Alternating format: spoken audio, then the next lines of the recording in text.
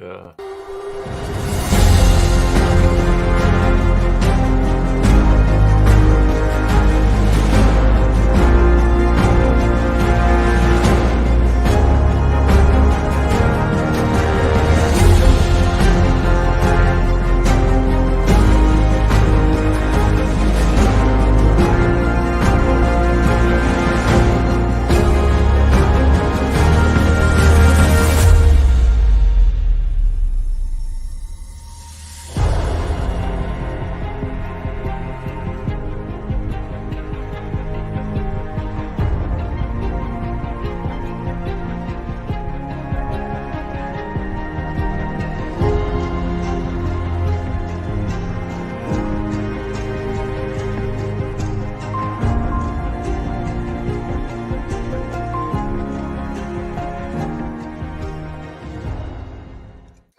I love me some Jodi Day.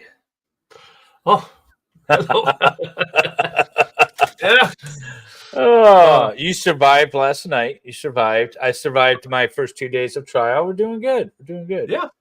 We're doing good. We're doing decent. We're doing decent. We're doing decent. I will say, I reached out first of all. I got a message from Nick at 4 a.m. my time. Rough night, and that was the last I heard of him. I messaged back. I sent links. I said, like, hey, we have a thumbnail. Nope, not a word.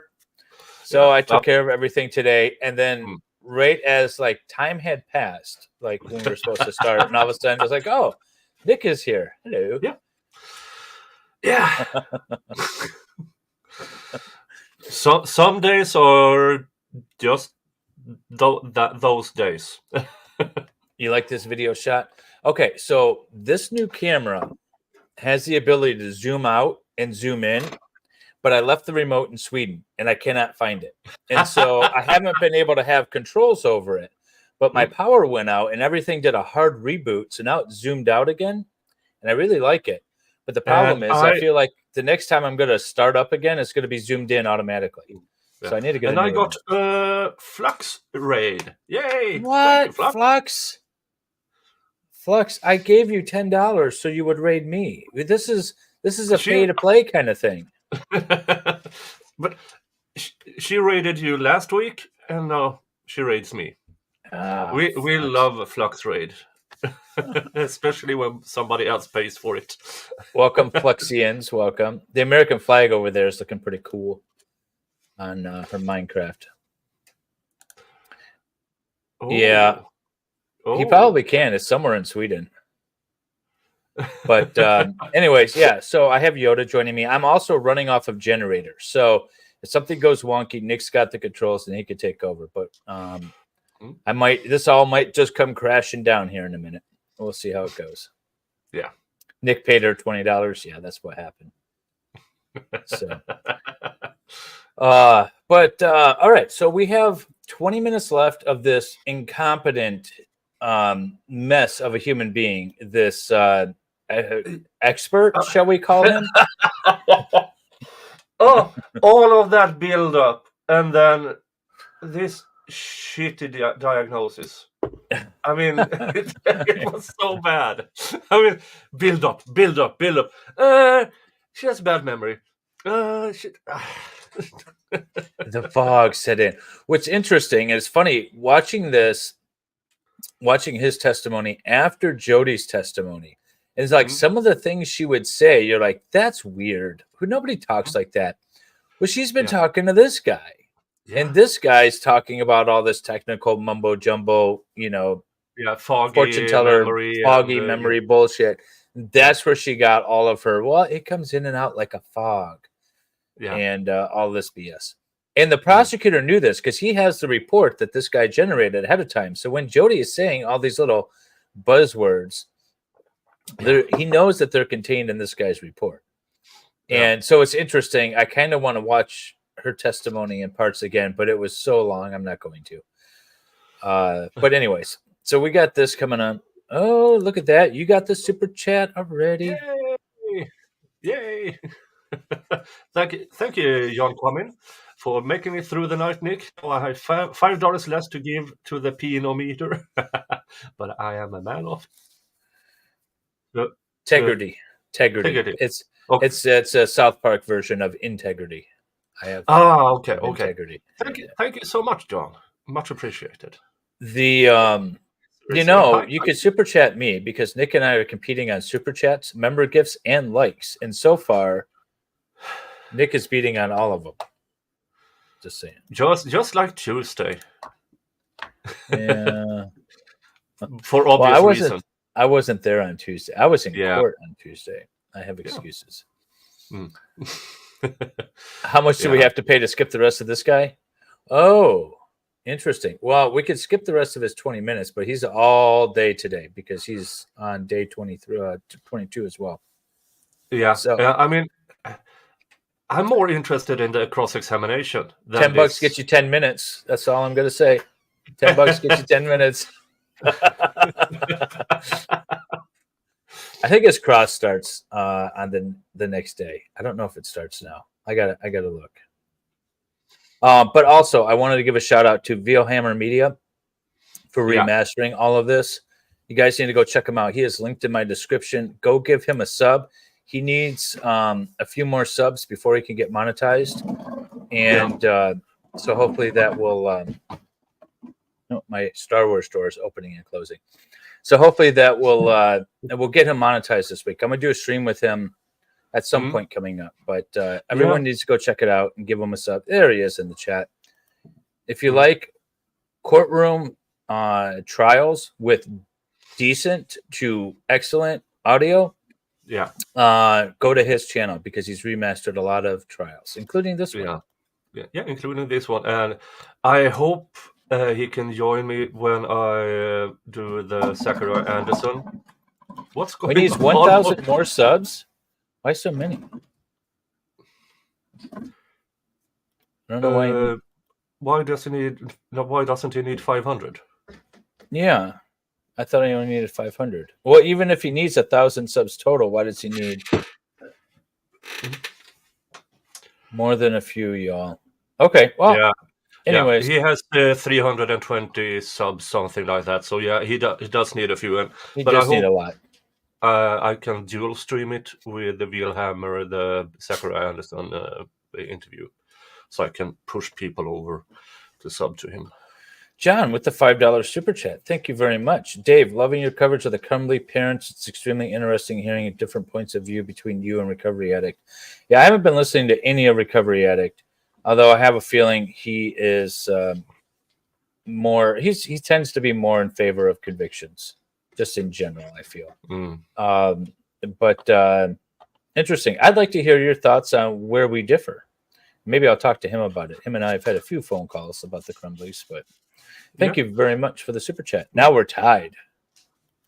Now we are tied. So we are tied in super chats, but I have a few more likes. But again, we are dual streaming this. So Dave's link is on top of my chat, and my link is on top of Dave's. So switcheroo, give a thumbs up, and yeah. How do you have 26 likes and I only have 19, but I have more people watching? I feel like everyone loves my face more, and so they watch it on the TV where you can't really give the thumbs up and comment and stuff. Yeah. That's what it is. Let's go with that. Let's go with that. All right. Shall we continue with Jodi? Volume is up. It's at 1.25. Closed captioning is on. If it's not loud enough, I'll bump up the volume a touch, but we'll see where this goes. Yep. So I need to get more coffee. So actually, I just realized this now. I should have also listed D4 as the criteria. Okay, and that's the hypervigilance, right? Right. Okay, and what was the next criteria? That was it. Oh, I thought you said D5. Well, exaggerated startle response. I didn't see that much. But, okay. Yeah. Okay. So how many criteria do you have to have before you can diagnose somebody with PTSD? Well, for criteria A, you need both of the following, which you did. For criteria B, one or more of the following, and there were 5. C, 3 or more of the total of 7 that exist. And D, 2 or more of the 5 that exist. All right. C, you said there's 3 or more? I beg your pardon? With C, there's 3 or more that you have to use? 3 or more, yes. Okay, and what are I have C3 and C6. Oh, yes, you're right. Gee whiz, I don't know what happened. Okay, hold on. Feeling of detachment or estrangement from others. That should have been C5. Okay. Sorry about that. Okay, so this is is this redirect? No, it's still. Yeah, this is still direct. Yeah, this is still direct. Yeah. This is Jodi's second attorney. Yep. The one that doesn't get kicked off the case at the end of it. what does that mean? Not being able to connect all that well, feeling detached from reality, not being able to deal with the reality of the situation would account for some of the stories that were made up in the beginning. Okay. All right. I would ask that you not do that, please. Actually, I don't think that's the exhibit that he's writing on. That's the Yes, sir, if you're marking on a document that is. Oh, no, this is my copy. All right, I left you a copy there. all right, you may proceed. All right, so based on these criteria, that's what tells you. And okay, let me go back to the test then. So how do the tests that you perform bolster this? What? Excuse me? Stop. Can I say, yeah, I also, Sustained. What did you want to say? I wanted to say that she also meets criteria C7, which is a sense of foreshortened future. She was thinking about suicide for the longest period of time. Okay. All right. Did you test for malingering? And is that something that she discussed with you when you first met with her? Yeah, so we talked about that from the earliest times because it's always a suicidal risk, so you have to be careful about that. Okay. All right. By the way, can you guys hear me okay compared to the courtroom audio? And Nicholas? Yeah. Just this one. I'm putting you on automatic. The settings. scales I just wanna on see the how we compare. PTSD test, what do they do to confirm what you just told us? Okay, now coming at this from a different perspective, the test is designed to ask the individual if they can identify certain symptoms or certain experiences that they have had. And a statement is in the question item, and they circle on an answer sheet the particular items that they identify with. And once that is done for I think 5 different sections on the test, I have to add them up, determine if it meets the criteria, which are very specific. She met all 5 criteria, therefore meeting the DSM diagnostic criteria for PTSD. It's not quite as specific as this, but it's just a different way of looking at the same problem. And it also measures the severity of the symptoms as reported by the individual. And in that case, she indicated what they were. Okay. And what it was. And so that was another confirmation. Also on the Milan test, the 2 highest elevated scales were the post-traumatic stress disorder scales and the anxiety scale, anxiety being a major component of post-traumatic stress disorder. So that was yet a second confirmation of the diagnosis. Okay, and when you talk about high elevated scales, what does that mean? Well, that's a good point. I should be careful when I say that. The test generates an output from the computer. Oh my God, this guy's still talking. I forgot he was Can I talking. hold it up to the jury and show them what it looks like? Or it's like a bar graph. It's a bar graph. And on one side is a score, and on the other side are the different categories. And there are scores for paranoia, schizophrenia, antisocial characteristics, and a whole range of them. Of those variables, anxiety is one scale, and PTSD is another. And the 2 highest elevations of those scales was the PTSD scale and the anxiety scale. And this was something that was scored electronically so that, it was like a second opinion to me. Okay, so that further confirmed the PTSD. Yes. All right. PTSD from. Now you talked a little bit unaliving her about. You talked a little bit about whether or not can a person who causes the trauma. So let's go back to the criteria A1, right? That's the trauma, experiencing a trauma. So what if the person is the one who causes the trauma? Well, this is a very interesting thing. All right, so the DSM-4 has been discontinued. That's what was being used at the time. Now it's the DSM-5. Should we have a retrial with a new mental health evaluation based on the DSM-5? Is that something that we should be doing, or should we stick with the old antiquated DSM-4? Yeah, I mean, if people are getting retrials from way back in the day, and it's no longer valid, yeah, can it then be used as evidence in court? Right. I mean, if she was to get a retrial for some other thing, let's say there was like some issue with the DNA or the prosecutorial misconduct, which was alleged and argued in her appeal. Let's say she gets a new trial. Now we're on to the DSM-5. Should we use the DSM-5, or should we use, like we used the laws that are in existence at the time? Right. So if a new law is passed that says, something else, it's okay to unalive your boyfriend. Well, it wasn't okay at the time. That's just interesting. I just happen to think. Yeah. Oh my God, I do hate that this too guy. sometimes. Yeah.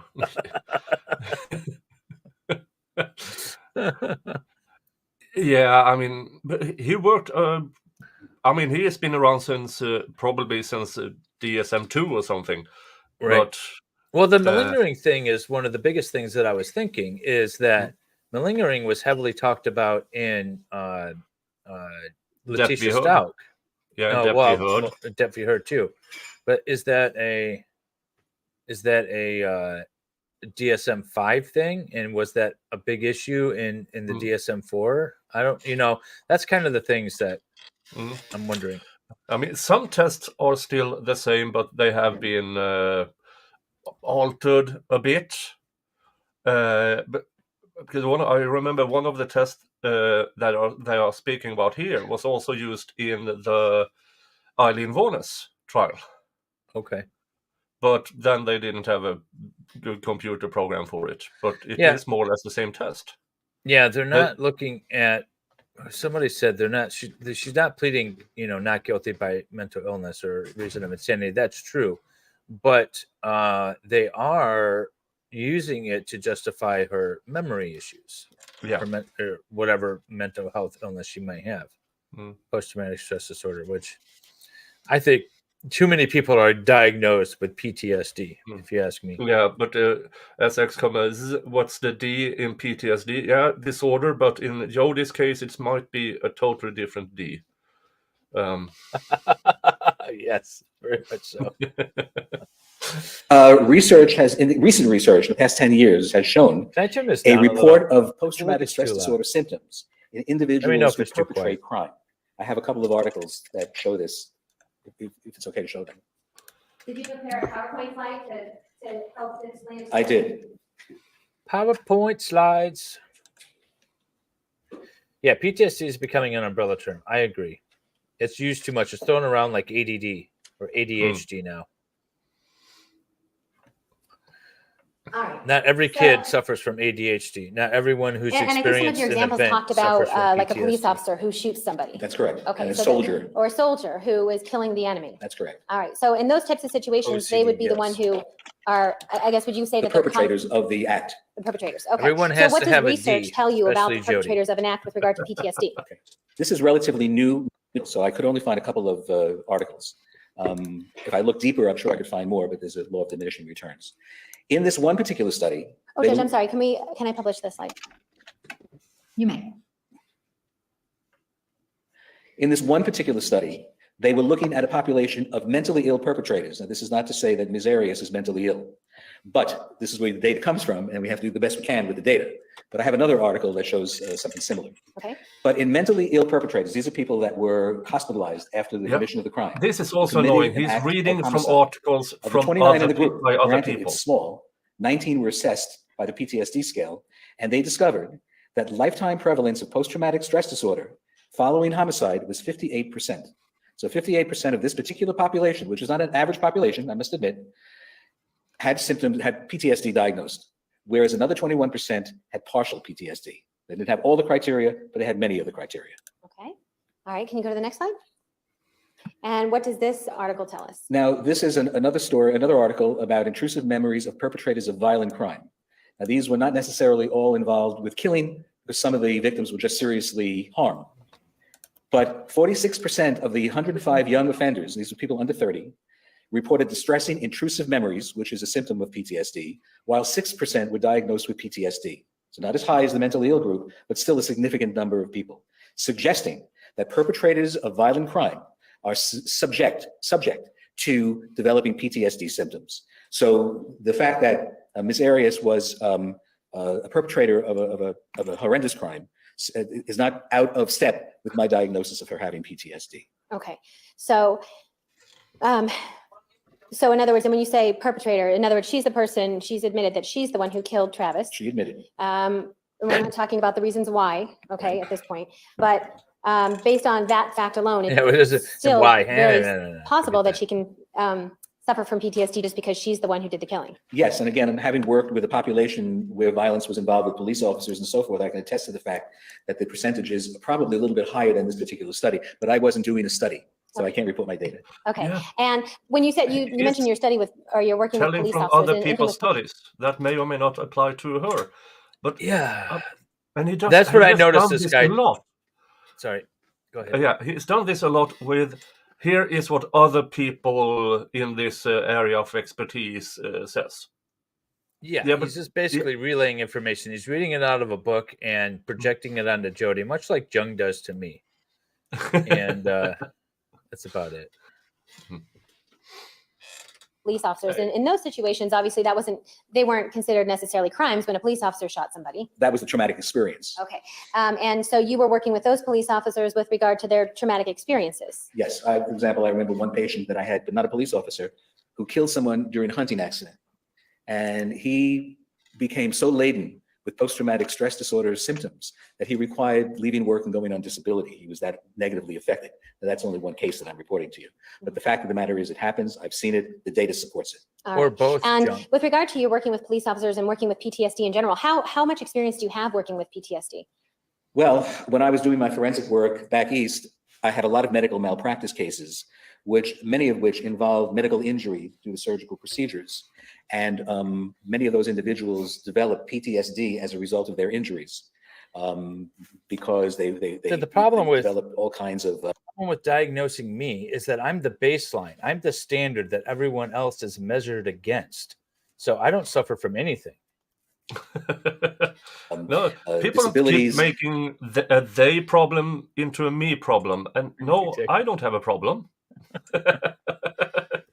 Problems in living, obsessing about the anger at the doctor, and so on and so forth. And they didn't all meet that criteria, but quite a few did meet the criteria of post-traumatic stress disorder. Okay, and what other experience do you have working with post-traumatic stress?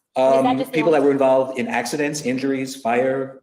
Patient I had was involved in the MGM fire years ago, and he lost his lover and suffered terribly from post-traumatic stress disorder because he felt they were trapped on the floor. Happy Jodi and Day. The other fellow died and he couldn't save him. These are the kinds of traumatic situations that can bring about post-traumatic stress disorder. No, we need to do that. In terms of years, how long have you been working with post-traumatic stress? Well, probably from the time that I began. Maybe my first couple of years I didn't have cases like that, but over 30 years. Okay. All right. I think that was it for the slide. That's it for that slide. All right. I want to ask you about PTSD and acute stress. Do they have anything to do with each other? They do. Usually acute stress, an acute stress disorder, may I define what it is? Yes. Okay. Actually, let's go to your DSM and define acute stress. You would know for sure. The diagnostic criteria for an acute stress disorder. The person experienced, witnessed, or was confronted with an event or events that involved actual or threatened death or serious injury, or a threat to the physical integrity of self or others. And 2, the person's response involved intense fear, helplessness, or horror. Those are the, okay. And wait, what's unhealthy about self-esteem, John? As for 3 or more out of the following 5, here are the 5. A subjective sense of numbing, detachment, or absence of emotional responsiveness. A reduction in awareness of his or her surroundings, being in a daze. Derealization, depersonalization, and dissociative amnesia. Okay, let me stop you there. Dissociative amnesia.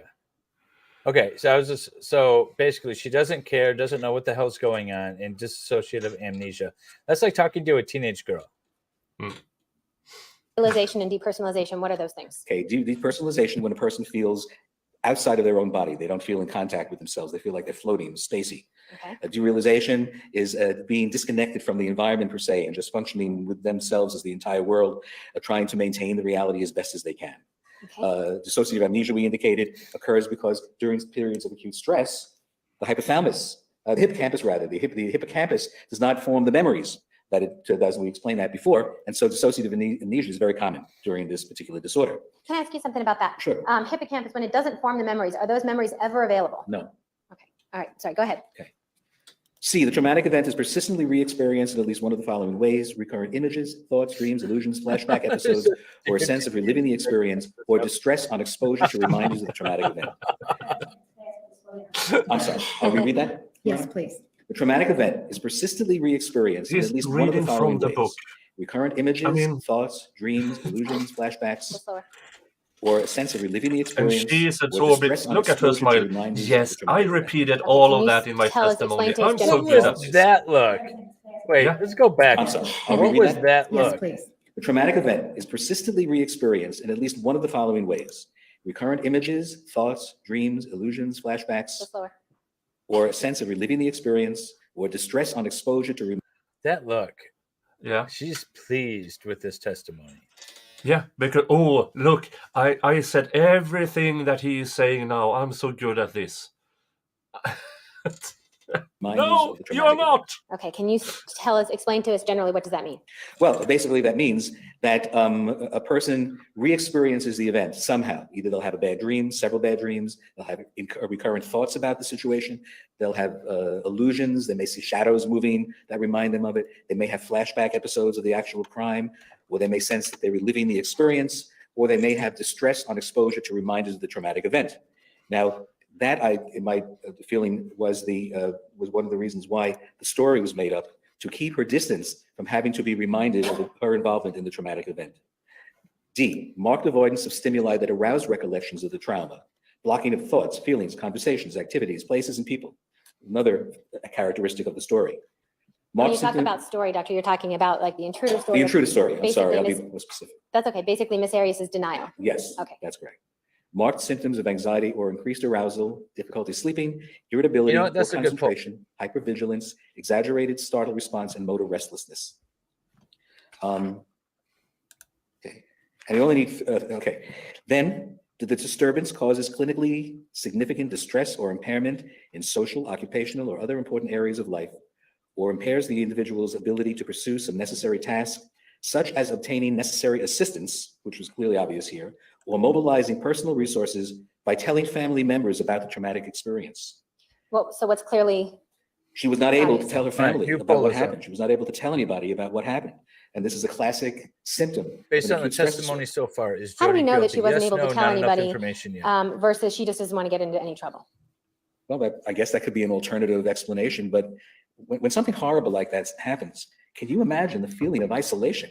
If you can't turn to a parent, if you can't turn to a friend, if you can't turn to a professional to seek some help, the turmoil must have been incredible. I consider that to be a significant indication that she suffered from that disorder.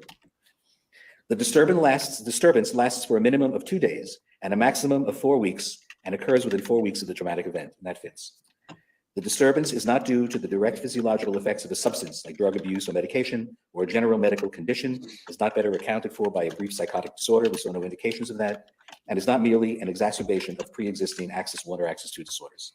So she, in my opinion, experienced an acute distress disorder. Since you can't use that diagnosis for more than a month or two, you then have to switch to post-traumatic stress disorder if those other symptoms exist. And by the time that I evaluated her over a period of time, she manifested or verbalized to me all of the symptoms that I indicated. Of PTSD. Of PTSD.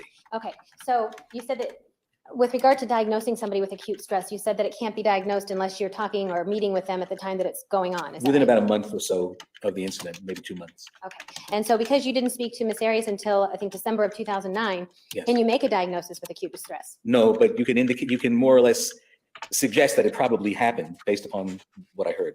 Okay, and acute stress, you said that because it only lasts for so long, because the diagnosis can only be given for so long, up to 4 weeks, does it typically go into something else? Hey, typically, if it continues, it's usually post-traumatic stress disorder. Okay, so in other words, when you say continues, if there's criteria still existing, it usually is manifest into PTSD? Yes, the criteria change from... Yeah, but with all due respect there to your profession, Jung, you can only go off of what people verbalize to you, right? I mean, obviously you could see if people are like shaking and unresponsive, their eyes are dilated, whatever. But for the most part, we're dealing with self-reporting. And isn't that why malingering is such an issue that needs to be addressed? Acute stress disorder to post-traumatic stress disorder, but there are similarities and overlaps. Okay. So it fit the diagnosis. All right. And with regard to, so we have post-traumatic stress disorder, and that's something, is that something that you can diagnose? Yeah, it was interesting to have Sadie Beecham by speaking with her and everything that you've told us about. And the test results, yes. Yeah, if you guys didn't know, yesterday's stream, Nick's stream yesterday, Sadie Beecham was in his chat. Yeah, she was not happy. Now, I'm not ruling out that it is somebody posing as her, but she was not happy. But there were text messages to Solomon confirming that it was her in the chat. Yeah. So, Hopefully she'll come on my channel, do an interview with me. I doubt it, but I might do another With- Sadie Beecham So with just regard to to the piss her off. press, well, you got to what does finish that the do? interview. Not just the memory of what happened on June 4th. Does Yeah. that Good have any morning, memory issues with regard to 2 to 4 weeks out? Dave. A person I'm over could on still have Facebook. some difficulty formulating clear memories because the hippocampus may still be influenced by the flood of adrenaline and other chemicals that interfere with its ability to create memories. Now, during the flooding, the physiological flooding of the hippocampus and the other areas of the brain involved with memory, we would begin to see it dissipating after the trauma dissipates, goes away. But the impact may remain for some time. But gradually, the chemicals dissipate, they're flushed out, and the memory capabilities are restored. And so what may happen is that some memories can be retained and formed anew, but they may not be clear. They may be foggy. They may be snapshots in the brain, or they may even be confused in some way. But this is not at all uncommon. To have the spotty memory? Yeah, because memory it's not like a switch on the wall where it's off in 1 minute and on the next. It's a gradual, not necessarily smooth improvement. Okay. Judge, may we approach? What have we got now? Court reporter's like, thank God I could stop typing for a second. For today, Monday, That's it. 10 o'clock. Anyone who cannot be here at 10 o'clock. Please remember the admonition. Have a nice weekend. You are excused. Remember the admonition. All right. That's it for today. Let's go to day 33. 32. 32. That was only day 31. We're still trying to get this done. All right. Remember, everyone, go sub to VOHammer. VOHammer and I are going to do a stream, hopefully, if he wants to. Jung has a stream planned for VOHammer and I. And so I don't know if he reached out to Jung to get all the details yet or not. Let's see. Speed 1.25, closed captioning on. Just listen to the quality of that sound. Please be seated. The record will show the presence of the jury, the defendant, and all counsel.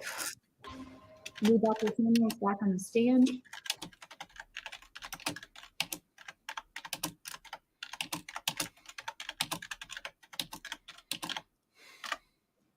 Please tell me that the live chat replay is up. You need to watch that. Yeah, I believe it is. Isn't it, Nick? Good morning. Dr. Samuels, you are still under oath. Do you understand? Yes. We'll give you a moment to get situated.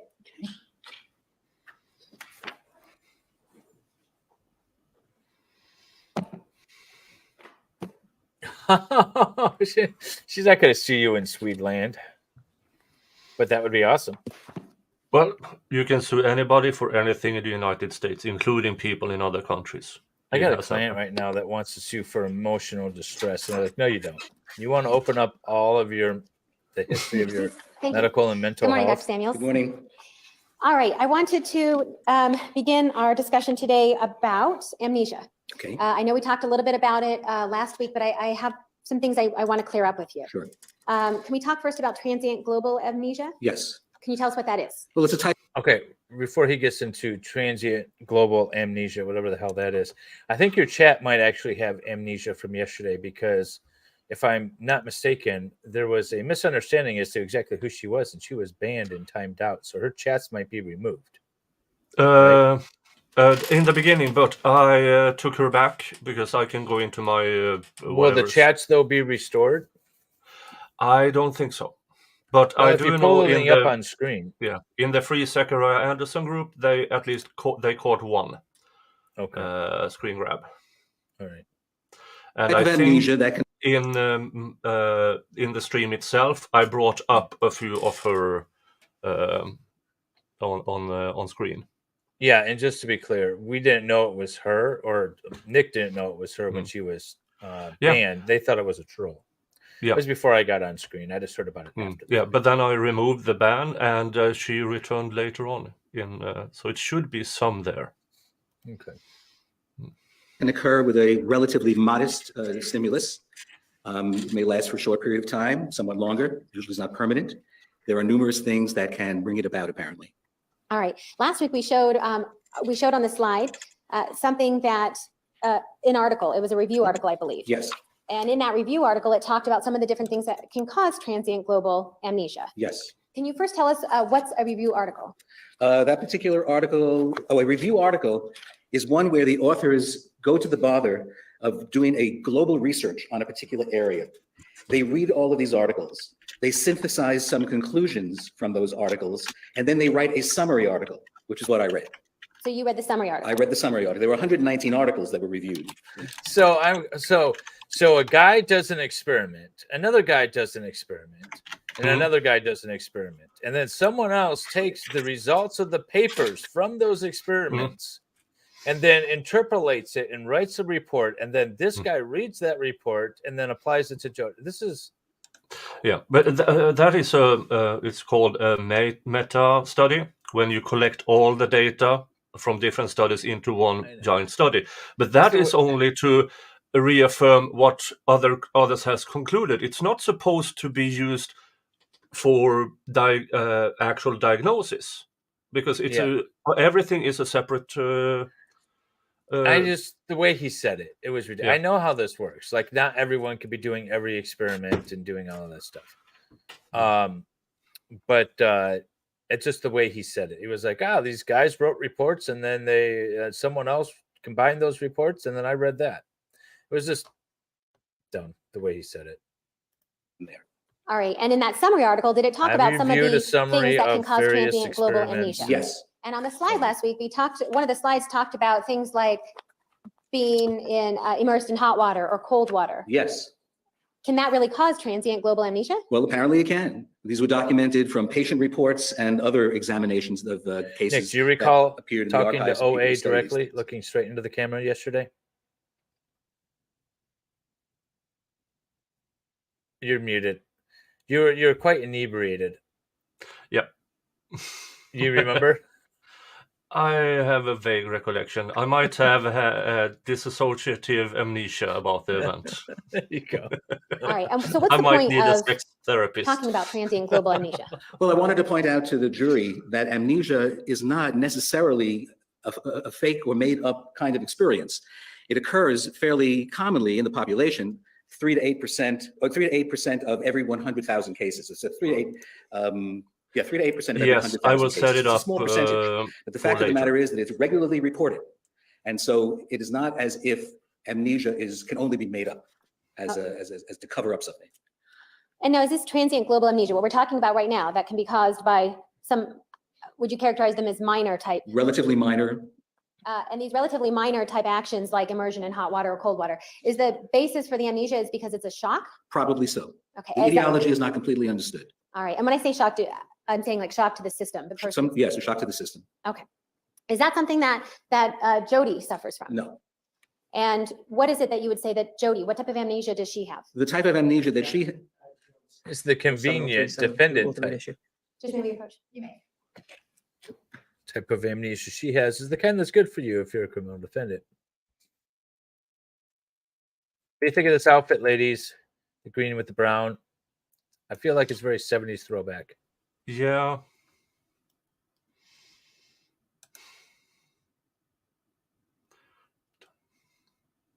That's a long sidebar.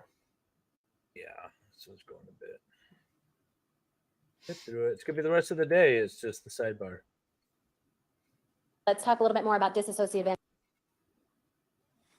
She got shut down. Go Lions. All right, Dr. Samuels, before we get to talking so much about Jodi, let's talk a little bit more about dissociative amnesia. Can you tell us what it is? Dissociative amnesia is a form of amnesia. There are several different types of amnesia, but this is a form of amnesia that appears to be based upon the fact that memories were not initially established due to an interference with the hippocampus. And it usually has a specific beginning and a specific end or period of time when memories are not being formed. And the individual cannot retrieve memories for that period of time. Is there something that triggers this, these memories not being formed? That's right. Generally speaking, they would be a very severe trauma, some severe incident. It could be a killing. It could be a bomb going off. It could be a number of different factors. Whatever it is, likely producing an acute stress disorder, where the physiological changes that occur create a flow of chemicals to the hippocampus, which blocks it from storing memory. Judge, may I approach? Yeah. Dr. Samuels, I'm showing you what's been marked as Exhibit 529. Do you recognize that? I did. It's Okay, is just that a like a picture of mom the from brain that we used 1973. last week on Yes. the slide? Yes. All right. And does this help you to explain when we're talking about the hippocampus and the different parts of the brain that are affected during acute stress and causing this dissociative amnesia? Yes. Judge DePence would move in Exhibit 529. On that from last week, it's motion for reconsideration. I would ask that it be denied. Judge, may we approach? Yeah, approach. Oh, prosecutor does not like this person. Oh. Who What's does? that? Who does? Jodi does. Yeah. I reckon she was okay with the ninjas did it until she spoke to him 12 or 13 times and then, oh, I can use this to get off. Uh-huh. So it might be Dr. this Samuels, here's guy's the fault picture of the brain that we that looked Jodi at. took. Okay, so you were discussing what happens when somebody goes into acute stress, which then can cause dissociative amnesia. Is that correct? Yes. Can you tell us then the acute stress, what is happening in the brain? Well, signals first flow into the amygdala, which is the seat of emotion. And that in turn places the body in a fight or flight situation if there is a threat. That produces a flood of adrenaline, a constriction of peripheral capillaries to reduce the likelihood of bleeding out if you're attacked, increases the blood pressure, increases the awareness of the surroundings. It also tends to shut down the gray matter, or it's actually sort of yellowish matter there, the area that surrounds the brain, which is generally thought to be responsible for our executive. Especially about 10 minutes ago when he said people who are committing heinous crimes, he called it, and then he said Jodi did this heinous crime and that is why she has this PTSD and amnesia. So he is more or less telling the jury she committed a crime. Yeah, no, he is, but she admitted to it, and so, well, I mean, I guess the term crime, right? The crime means that it's illegal. VO Hammer is saying wait till cross. I was just trying to see when cross is coming up. It looks like at the 2-hour mark. So I don't know if we're going to get to it today. We'll have to watch it on Tuesday. Yeah. Capabilities, our thinking, our creativity, and so on. The purpose of that reaction occurring is to save the life of the individual who's under threat. The chemicals also have a negative impact on the hippocampus, which is that light green area adjacent to the blue area, which is the amygdala. Yes, that's it. The hippocampus is the seat of memory. Without a properly functioning hippocampus, memories are not formed and are not coded into long-term memory. Now, long-term memory does not reside in the hippocampus, but instead is somehow, we're not sure, coded into the protein, we think, of the general brain, which is why if a person has a brain injury to relatively small area of the brain, they still have memories. It's not as if they lose certain memories due to an accident like that. It's sort of a redundancy that's built into the coding. And so if a memory is not formed, we call that the inability to remember those things amnesia. Blah, blah, now, blah. Skip the direct. Amnesia is I told you $10 for 10 criminal minutes. behavior. And according to the research, We the can more skip intense 5 minutes. the trauma, the more likely and the more complete the amnesia. We can skip 7 the minutes. amnesia has You wanna a skip 7 finite minutes? period, rather the loss of memory covers a finite period of time, usually as long as the 10 from John the and stressful 2 from situation. 12 minutes. So 12 minutes. Perhaps I could draw a diagram. Would that make it easier to I think it might be explain? easier if I could just show that. Sure. I'll hand this to you, obviously. There we go. And intrusive thoughts are what? These are thoughts usually Hour a minute. We'll skip. that pop up into the actors, or the individual. We already have it at thinking. 1.25. They can't control it. They come in sort of random times. Sometimes it may be at night, sometimes in the morning. Sometimes they may hear something that triggers an intrusive thought. But those are what we call intrusive thoughts. If we want to get to did cross, Nefarious suffer from intrusive thoughts? Yes, Well, let me ask you, We how can have that to be if she skip, doesn't remember a big gap of what happened? the intrusive Hour and thoughts a that were half. referred to me, that were So, mentioned to me, involve the beginning That's of this dramatic event. $90. $90 buys you pass through. On the grounds of battle. Yeah, $90 will get you past direct into. She reported remembering that he was threatening her life. $80 to me, And then at the $10 to end, Dave will get She us began there. to remember I have the becoming control, so reconnected just take to that her into environment consideration, folks. while on that road in Arizona, covered with blood.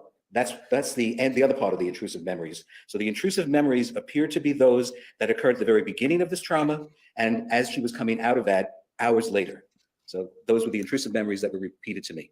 All right. And so are those things that pop up into her memory without control? Yes. And is that what makes them intrusive? Yes, because you can't really control them. They just pop up. Okay.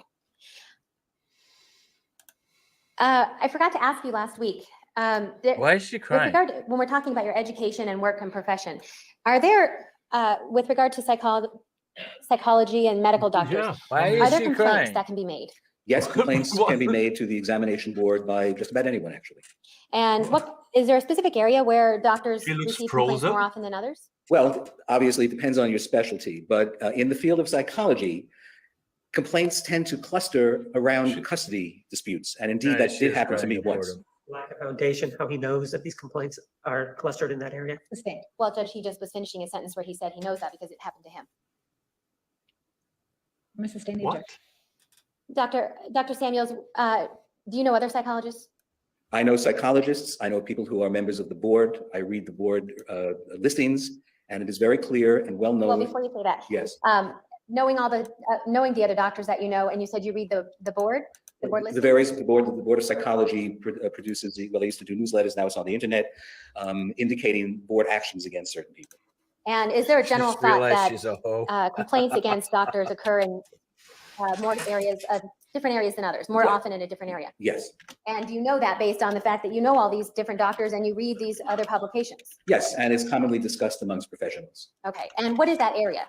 Custody evaluations. Okay, and in custody evaluations, do you have an idea as to why this is something that is ripe for complaints? Well, Relevance, lack of foundation. Approach, please. Well, Dave has chickens, horses, cats, etc. to feed. They can't run purely on dead hookers. So you have to play.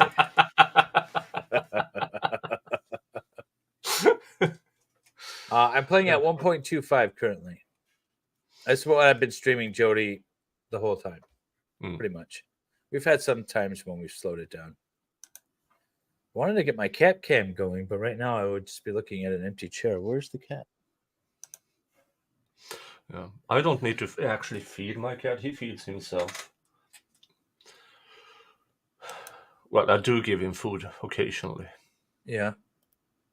Yeah, right now it's just an empty chair. There's half a dog. You can see half a dog lying there up to the side. No.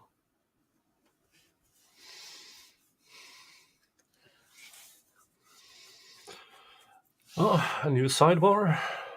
I wasn't even paying attention. I was just like, oh, it was quiet. Okay, Dr. Samuels, generally speaking, with in your area with regard to custody situations, is that something that has issues with it with regard to getting complaints, doctors, you or other doctors in that area? Well, sure. There's always one winner and one loser in custody evaluations. So invariably, you're only satisfying 50% of your clientele. $10 super chat. Skip direct fund after the crying. All right, we have $80 left to go, and we'll be past direct. So but I will those skip types of complaints are not at all uncommon. There we go. Thank you very much for the super chat. Yeah. And right into a sidebar, apparently. I guess, yeah. No, we get a bonus skip from the sidebar. If you land on a sidebar with your paid skip, then you get a few extra minutes. This is a good. Yeah, I like this game. You can super chat me as well. That will also buy you more minutes. The noon recess at this time. Please be back in the designated area at 1:25. Please remember the admonition. You are excused. I'm just doing this for Beal Hammer's little thing. I like his transitions. How much for rewind? Well, how much for a rewind? Double. And you have to definitively state that you want it rewound so that everyone knows who you are. Yeah, so everybody can blame you.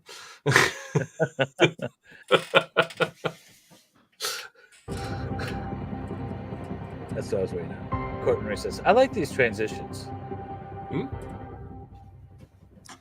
Please be seated. The record will show the presence of the jury, the defendant, and all counsel. Ladies and gentlemen, thank you for your patience. Ms. Wilmot, you may continue with direct examination. Thank you, Your Honor. All right, Dr. Wright, believe that we were talking about your experience. Is that what we were talking about? Your general experience with regard to sexually violent perpetrators and psychosexual risk assessments. Yes. Could you tell us, can you kind of explain to us what your experience is in that area? Well, back east, before I came out here, I was often referred through the courts, cases of sexual abuse or sexual molestation that I was asked to do an evaluation of to help determine the relative risk of the perpetrator.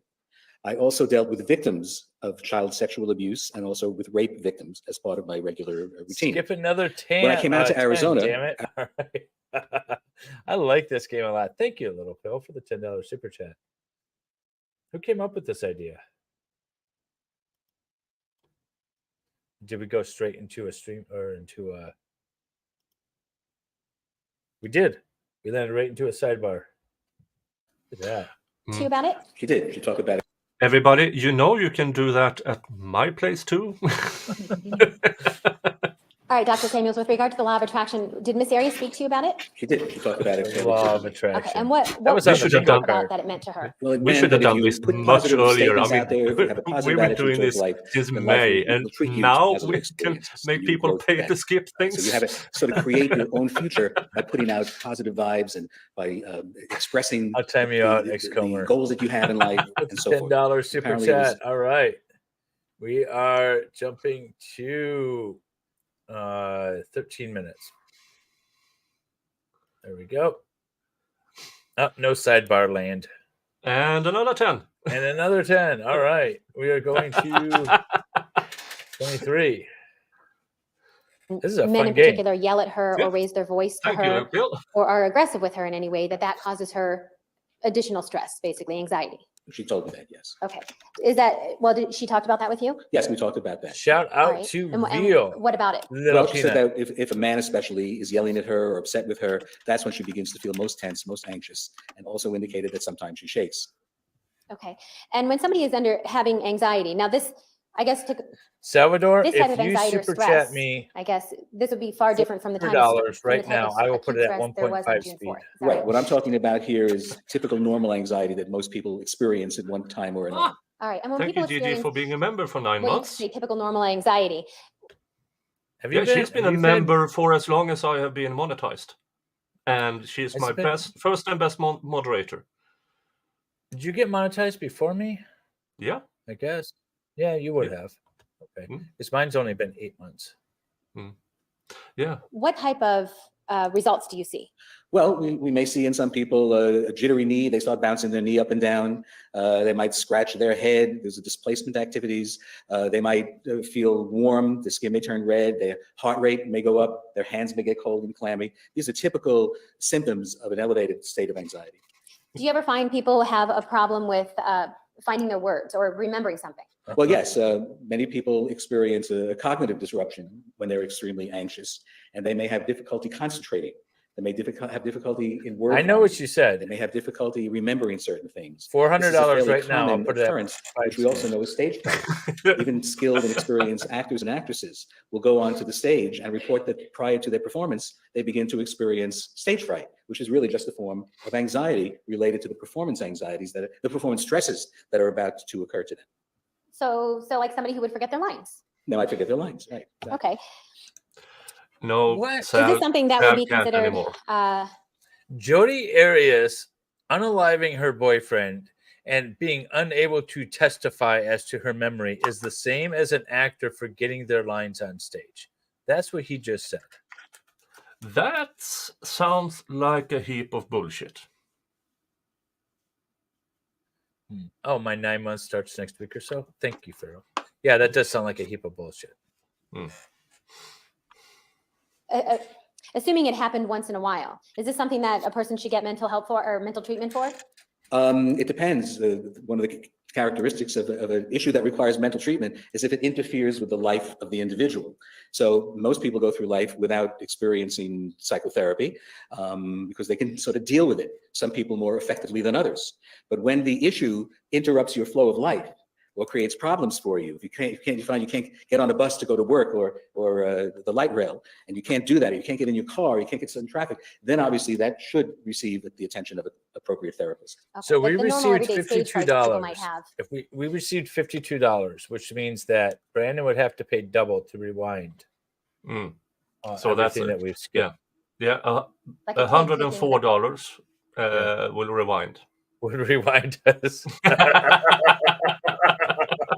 Brandon's just enough of a dick to do that. a play and getting afraid to stand up in front of people. Is that something you would consider mental health treatment is needed? No, in fact, having some anxiety is probably healthy because you begin to learn how to tolerate it, accept it, overcome it. So experiencing anxiety is actually helpful in some respects for making a person more confident in their life. So I guess just as long as it doesn't interrupt your life. That's basically the difference. Yes, that's basically. Money. Okay.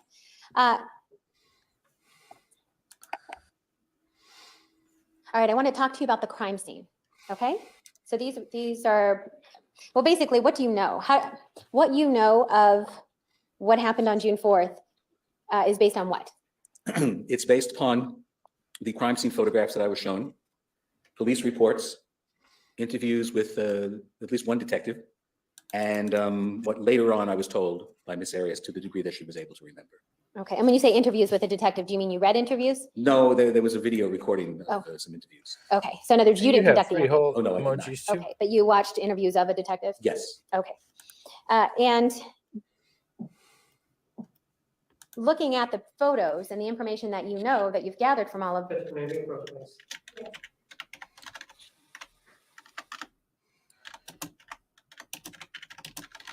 How much longer left? Hang on, let me get past this. So we have a half hour left, really, until we get to cross. I believe I estimated cross at 2 hour mark, 155-ish, and so we're at 130 now. So yeah, about a half hour. $30. $30 gets us to cross.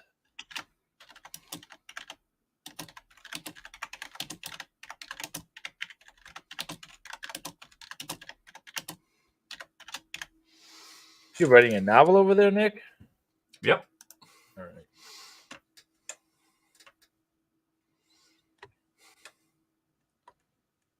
Yeah, now that I know that Sadie is pissed off by us doing all this Zachary Anderson thingies, I want to do more. Wait, what? Yamaha, you have trouble getting on buses? What? I hate airplanes. I hate airplanes with a passion. I don't mind going places and getting there fast. I thought this. Yes, because I don't even remember what it was. Continue. Could you repeat the question? How much Yes, 'cause to I don't buy? even remember It's what $90 to buy Nick a What I quieter want to talk keyboard. to He you talked about we it talked last night. about what you've looked at in terms of the police reports and listened to interviews. Is that correct? Yes. And you looked at the crime scene photos. And is that a yes? Yes, that's yes. Sorry. Sorry. I saw you shaking your head. And you also did you also speak with Miss Arias? I did. Okay, and based on all this information, is there something about the crime scene that tells you more about or supports your I'd rather spend twice as long driving. diagnosis someplace. for PTSD and the likelihood of acute stress? Yeah. Certainly. But if I'm going to PTSD was not Missouri diagnosed in until August, after I kind the of event. need to use an But there airplane. is some indication that she was in a state of acute stress. Okay, so that's what I want to talk about. The indications that she was in a state of acute stress. Yes. Okay, so what is it, based on your review of things, what is it that indicated that she would? Okay, I'll read the entire thing. I have trouble getting on buses, but then I don't carry change, and I like bum urine. So there we go. Be in a state of acute stress. Well, there was a certain irrationality to the. Irrationality. Let me ask you specifically. I think I know where you were going. Is there? We know that. What counsel's statements are where he was going. Oh my God. Okay. There was. Are you aware that whether or not a gun was found at the scene? No, no gun was found at the scene. Okay. And are you aware that Miss Arias has a vague memory of getting rid of it? Yes, Okay. And are you aware that the camera was found at the scene? yes, And are you aware that Miss Arias is a photographer? yes. Elf and the therapist? I can't fill that in. Elf and the fucking therapist? I'll go with that one. That gets us all the way to cross. Look at that. Thank you very much, VO Hammer Media. Everyone needs to go subscribe to VO Hammer Media right now. His link is in the description, both Nick and my streams. So go sub to him. Look at that. He got you guys all the way to cross. Hey! Everyone thank VO Hammer. Thank you, VO Hammer. Separate occasion, you actually provided the defendant with a gift. No, Well, sir, do you remember providing her with a book called Erroneous Zones? yes. And Erroneous zones or erotic zones? Hang on. I know we got paid to speed up, but I just want to check this out again. The presence of the jury, the defendant, and all counsel. Mr. Martinez, you may continue with cross-examination. sir, isn't it true that on a separate occasion, you actually provided the defendant with a gift? No, Well, sir, do you remember providing her with a book called Erroneous Zones? yes. And that was something that you provided to her, right? It was mailed to her, yes. Which means you provided it to her, correct? Yes, And you provided it to her because at that point, you believed that she was depressed, right?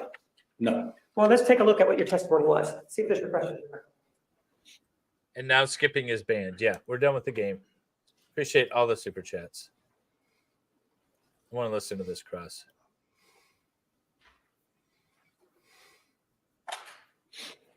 If this cross gets like really bad again, well, or like the direct, we might institute the game again.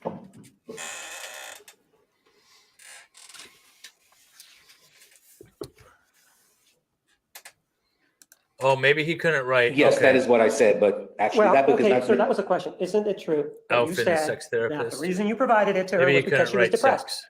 I said this here. Okay, thank you. Okay. You're conducting an evaluation at this point, correct? Yes, And providing an evaluation, as part of providing this evaluation, you're also providing a self-help book, right? yes, And this self-help book talks about positive and practical advice for breaking free from the trap of negative thinking and enjoying life to the fullest, right? yes, that was for his low self-esteem. Right? And this is by somebody named Dr. Wayne, or written by somebody named Dr. Wayne W. Dyer, correct? Yes, It also talks about if you're plagued by guilt or worry and find yourself unwittingly falling into the same old destructive patterns, then Erroneous Zone is the book for you, right? yes. How is providing a self-help book really doesn't come under the auspices or under the coverage, if you will, of an evaluation, does it? Not necessarily. Well, no, not necessarily means it doesn't, right? No, And but you were there to try to assess her or I evaluate wrote it her to as you, it Nick. pertained to this particular Sorry, I case, forgot to right? test that. And you would agree that if you were there to do that, and now you're trying to help her, there seems to be a little bit of the blurring of the lines there, don't you agree? no, I don't. Well, on the one hand, you want to help her, don't you? By giving her that self-help book, yes or no? Yes, it wouldn't be bad. Yes, I helped her. And on the other hand, you're to provide an impartial evaluation in this case, right? That's what the code says, I right? didn't read the book to her. I sent her the book. But you were the one that actually provided it to her so that she could read it, right? Yes, she was unable to get it on her own. I'm not asking you whether or not she could get it on her own. The fact that she couldn't get it on her own, that made you upset enough to go out and buy it for her, right? No, it didn't make me upset. I did what I did for many people and Well, recommended I'm not it. asking about many people. I'm asking about this particular case. Because you said that she couldn't get it, you went out of your way to get it and then send it to We her, need right? this guy cross-examining you in to the go buy the Crumbly book, case. right? Yes. That required you to put it in whatever container there was and mail it to her, right? No, I ordered it online. You ordered it online. Once you received it, it went to her, correct? It was sent directly to her through Amazon. And when you ordered it online, that's money coming out of your pocket, right? Yes. So now not only are you sending her something, you're in a sense giving her money, aren't you? Didn't look at it that way. I gave her a book. Well, you're not looking at it that way, but that's what happened. You gave her money and you gave her a book that cost you money, right? Yes. How much did that book cost you? $9. So here you are buying her a gift that's $9, right? No, it was not a gift. Oh, did she give it back to you? She offered it back to me. No, I'm not asking you if she offered it back to you. She never gave it back to you, right? I didn't ask for it back. Did I ask you whether or not you asked for it back? So what are you asking? I'm asking you whether or not isn't it true that she never gave it back to you, right? She offered it back to me. I'm not asking you whether or not she offered it. This guy is just slightly smarter than Jodi and some of the other people that have crossed or been crossed by Angry Elf. And I just love it. He's like, what are you asking me then? Which is what Jodi should have said so many times to this angry little elf. I'm glad. I mean, maybe the defense should have brought him on first, because then she would have known how to answer a certain question. Yeah. No, I just like just love that. What are you asking me then? Because I have thought that if I didn't say it aloud so many times, and this guy's all kinds of angry asking questions. Yeah. You understand that's not my question. You understand that, right? Yes. My question is, isn't it true that the book was never returned to you? Correct. And so you did this because you believed, or for whatever reason, you started to like her, right? No. Oh, so you dislike her? I didn't say that either. So you do like her then? I can't answer that question, true yes or no. Well, why not? You spent how many? You went to see her on 12 separate occasions, right? Depends what you mean by like. I'm asking you, isn't it true that you went to see her on 12 separate occasions, That's right? part of my role to evaluate her, yes. Yes or no? You did go see her on 12 separate occasions, correct? Yes. And you spent many hours with her, right? Yes. And you talked about a variety of things, right? Yes. You spoke about her relationship, right? With Mr. Alexander? Yes. Right? You spoke about previous relationships, right? Yes. And you spoke about some sexual issues that were involved with her and Mr. Alexander, correct? Yes. You spoke about a lot of things during those 12 visits, right? Right. How many hours did you spend with her? Between 25 and 30 hours. And during that time, you're saying that it was just a mere passage of time. It wasn't because you liked her that you decided to get that book for her. Typically, when Yes or I no? had, Is that why you decided to get her the book?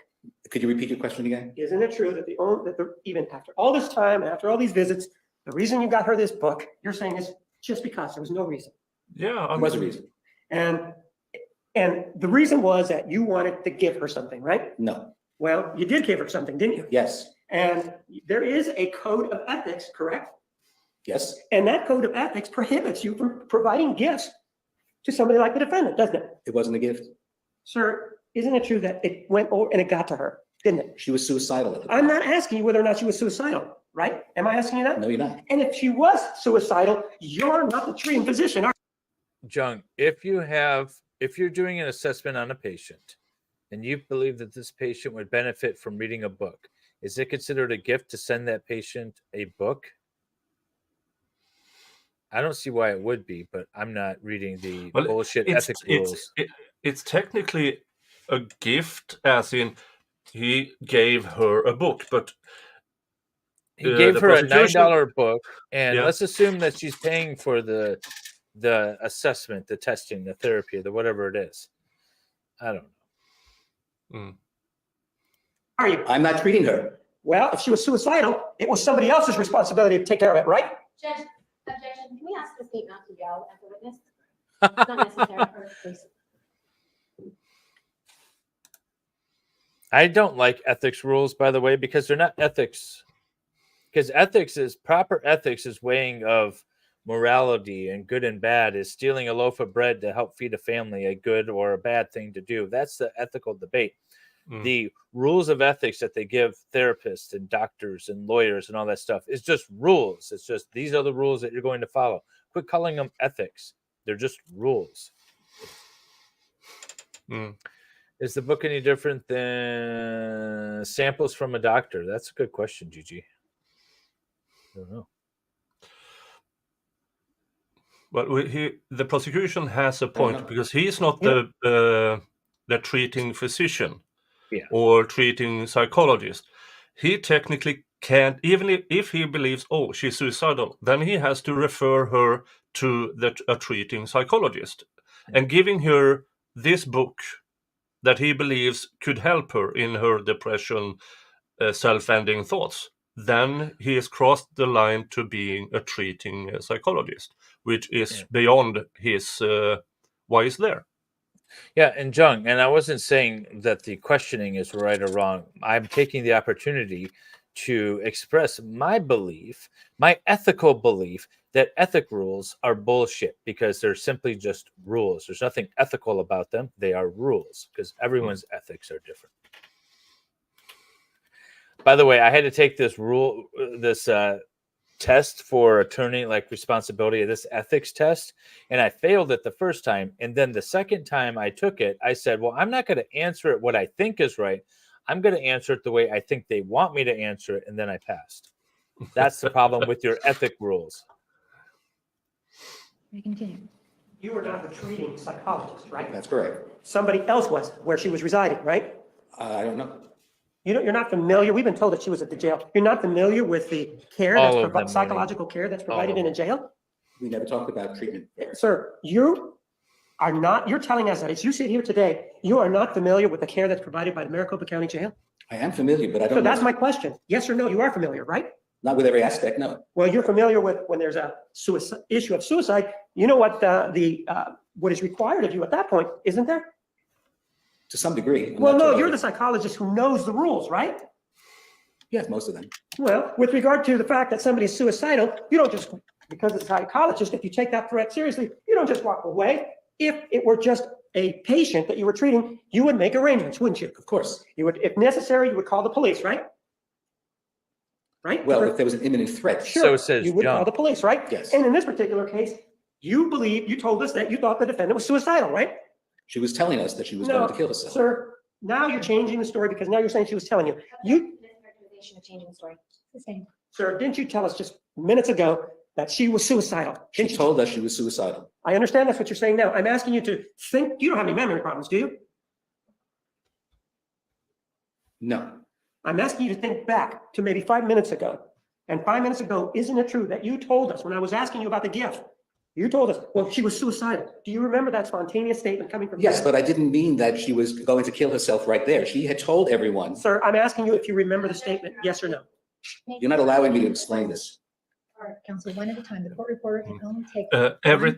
I'm having difficulties with the sound breaking up for me, so I'm restarting my computer. I'll be back in a minute. Repeat your question. Okay, we'll be here. Isn't it true, sir, that with regard to this issue involving the suicide, you told us previously that, quote, or words to that effect, that she was suicidal when we were discussing the gift? Do you remember telling us that? Yes or no? Yes. And if you did believe that she was suicidal, you had a duty then at that point to notify somebody, didn't you? Yes, her attorney was informed. But you also had a duty to let other medical or psychological healthcare workers know about this, right? My only contact with Ms. Arias was through the attorney. I don't have contacts in the jail, and I don't have any authorization to contact anyone in the jail. So you're saying that with regard to this particular situation, if a person's unrepresented and they tell you that they are suicidal, what you are going to do is walk away because you have no contacts in the jail. Objection relevant. Oh, is that what you're saying? I'd like to explain what the word suicidal meant in this particular context. Sir, you used the word, didn't you?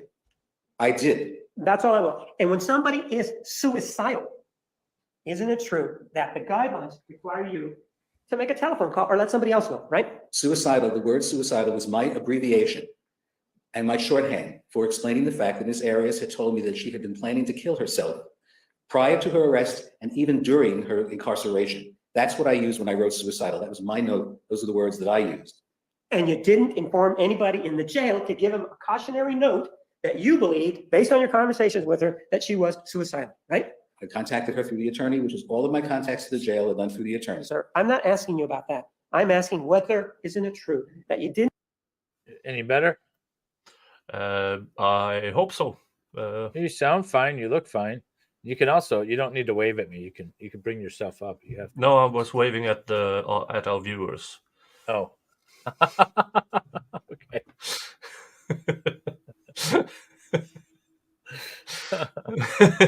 Maybe a little, John. Maybe a little. Fight back. Didn't tell anybody in the jail that you believe that this individual was suicidal. Objection. Overruled. No, I did not contact anyone within the jail. So you have this, what appears to be a relationship with this individual that you feel is appropriate that you buy her at least one gift, correct? I bought her a self-help book. You bought her a book, which is a gift, correct? Well, I don't characterize it Move that way, but on, Well, no, I'm prosecutor. asking whether you talked about this, you paid for it, right? Yes, You never got it back, right? right? And it was for a purpose that you believe was to help the defendant, right? Yes, And so if you're now helping the defendant, you're there assisting her, aren't you? I did not conduct therapy. I'm not asking you if you conducted therapy. I'm asking, the question is, isn't it true that you were then there to assist her? You are assisting her, aren't you? By giving her this book, right? Okay, Is that a yes? yes, No, not a guess. Isn't that a yes? yes, And when you gave her this book, your expectation was that she would get better from whatever problem you perceived, right? my expectation was that she would read the book. Right. And the reason you wanted her to read the book was so that she could address in a meaningful fashion whatever issues you saw. Yes, And that's to help her, right? yes, And that is the problem. That creates an issue of your objectivity in this case, doesn't it? I didn't think so. I know you didn't think so, but on the one hand, you can see that you are helping her to get better. And on the other hand, you have to be impartial, right? Yes. And that creates an ethical dilemma for you, doesn't it? Well, it didn't at the time, and it's something that I tended to routinely do. So I didn't see it as an ethical dilemma. You didn't see it as an ethical dilemma, but you can see that there's an appearance here that you're trying to help her, right? Yes, from your perspective, yes. Not from my perspective, from anybody's perspective. Isn't it true that from anybody's perspective, you are trying to help the defendant get better with regard to whatever issue she has? Objection, speculation is what other people may think. Could you repeat the question? Isn't it true that from whatever perspective it's taken, you are helping the defendant? Yes, by providing her with the book, yes. And so then that creates this issue that may affect or indicates that it may affect the way you view your evaluation in this case, doesn't it? There's that appearance. No, it does not. There is no appearance of that here at all. Well, there may be an appearance to you, but No, I'm not asking to me, sir. I'm asking. Objection to let him finish the answer that he had. There may be an appearance to you, but, and then he's interrupted. Sustain, make an Go initial ahead. response. it may appear that way to you. But based upon her low self-esteem and the fact that she was threatening to harm herself, or was at least contemplating harming herself, I felt that by providing her with that book, it would allow my evaluation to go on. And so it's better for you to provide her with a self-help book in your perspective now, right, as opposed to mine, than to go to the authorities and say, there is this bigger issue of threatened suicide. That's what you believed. That was communicated through her attorney. Sure. That's what you believe. Yes. Sir, one of the things that you told us about was this issue that you had in New Jersey. Do you remember talking to the Yes. defense attorney about Yes. that? And you said, well, when I You was here think in Arizona, Do you think he like played or she played this therapist? Be like, oh, I need this, I need that. She's very manipulative, from what I understand. Like, everyone who's come into contact with her has fell into some sort of spell, except it sounds like the two attorneys on this case, the two male attorneys.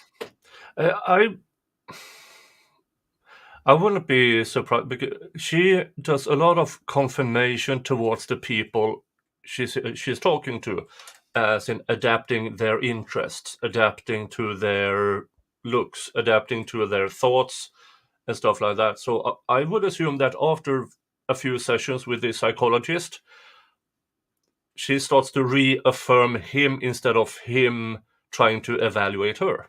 I feel like if Salvador, who I truly believe knows she's guilty, went and met with her, he would come back truly believing she was innocent. Yeah. Like Salvador could be easily taken by her, and we'll sneak her in gifts and whatever else. And we're going to see Salvador on the news, being charged with something. He's got to be careful if he ever does make contact with her.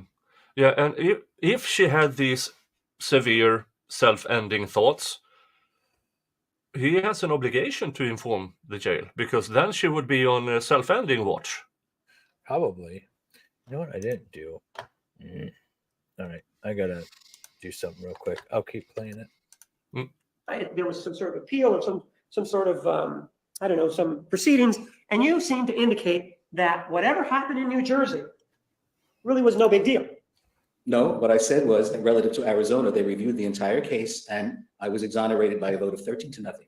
So you were exonerated by Arizona, which indicates that, from your point of view, that you did nothing wrong in New Jersey, right?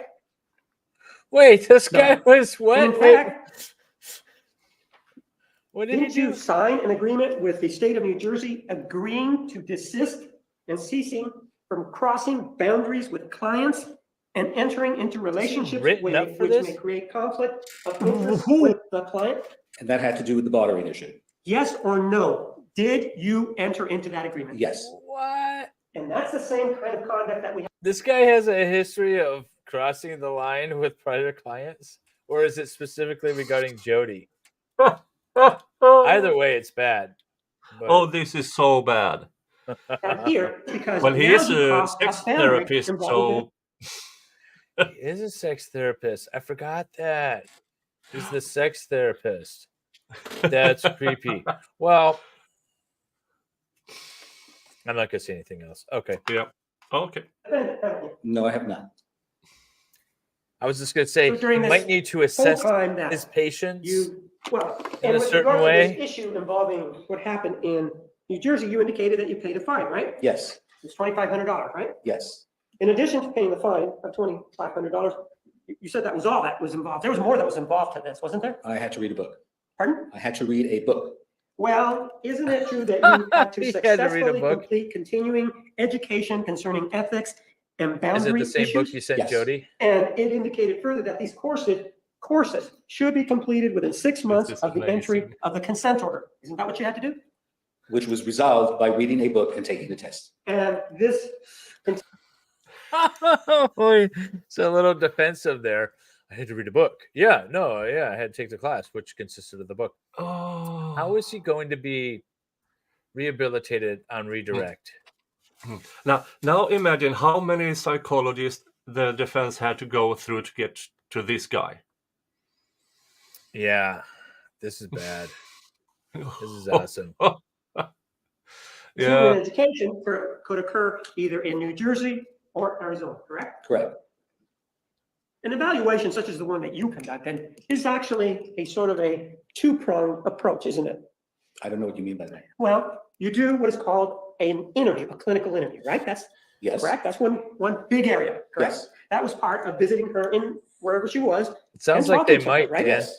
And this is the one where you previously testified that you would sit there and you would try to take notes as quickly and as accurately as you could, right? Yes. You don't tape record, right? Never. No. You would agree, though, that tape recording No, is we probably don't more film accurate, it. correct? That's art. Probably more accurate.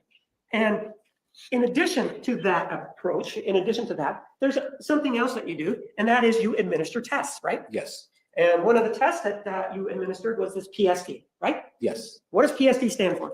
Well, it refers to No, without referring, can you Yeah. just, to any materials? it refers to the post-traumatic stress inventory. Is that the exact name of that test, or is that something that you Well, use? Why don't you go, hold on. Post-traumatic stress Sure, hold on. inventory, PDI. All right, you looked at something when you gave us the name. So what is it that you're looking at to give us that name? The manual. All It has right. an exact name. Okay, what- Post-traumatic stress scale diagnostic scale. That's what it is. How many times have you administered that test? Probably 15 times. And what you said to us was that you actually scored that test yourself, right? Yes. And this test, because you seems to have Oh, only administered it 15 fair times. enough, John. You're having trouble with the name, right?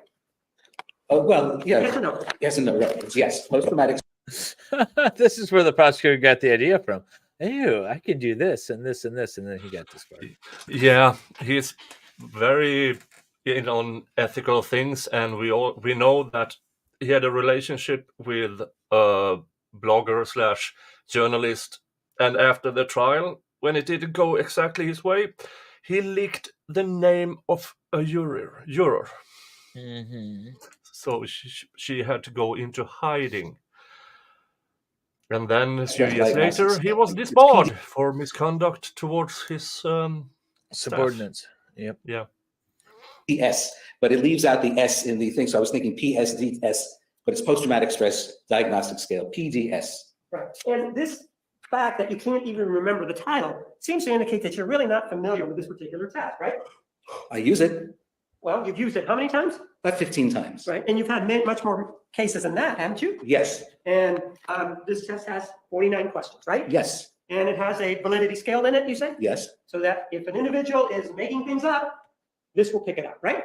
Doesn't always, but it's designed to try and do so. Yes. And so in this particular case, that's one of the things that you administered, right? Yes. You also administered, and you called it the Milan test. Do you remember telling us that? No, I didn't say that. Okay, what test? Is that the other test that It you was the administered? Milan Clinical Multi-Axle Inventory, the MCMI-3, And how many items are in this particular test? 175. And with regard to administering this particular test, the way it works is there are questions, and the individual then makes a mark, correct? Yes. And this is the one that you actually sent to be scored, right? Yes. The other one, the PDS. post-traumatic stress diagnostic scale test, that's the one that you scored yourself, right? Yes. You sat down and you looked, and the way that one works is that there are 49 questions, right? Yes. And then there's an answer sheet, right? Yes. And then there's a round circle that's filled in for the answer, right? Yes.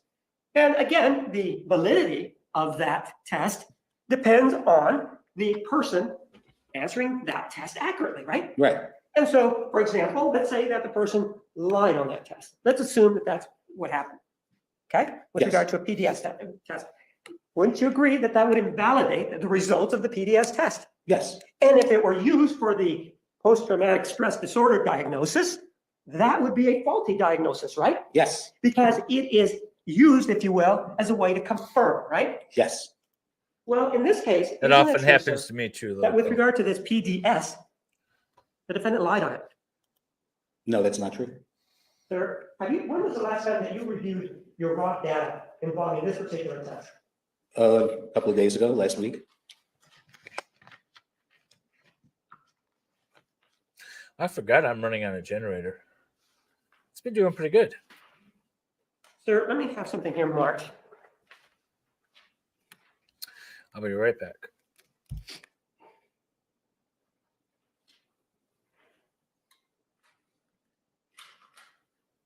This is exhibit number 533. And what a defendant fills out, both the test and the results, they're called the raw data, correct? Yes. And the raw data is not provided to attorneys, is it? Is it? It can be. It can be, but the code generally calls for it to be provided or to be transferred between psychologists, right? Right. And speaking of psychology, you're a psychologist, not a psychiatrist, I'm a right? psychologist. Right, which means that you did not go, there's no MD after your name, No, correct? there is not. So you showed us a diagram or something about the head. It's not like you can go in and do surgery, can you? No, And you cannot prescribe, right? that's correct. So take a look at exhibit 533 and see whether or not this corresponds to the actual PDS, parts 1 and 2, as well as the responses by the defendant. Take a look at it. And if it doesn't, tell me how it doesn't.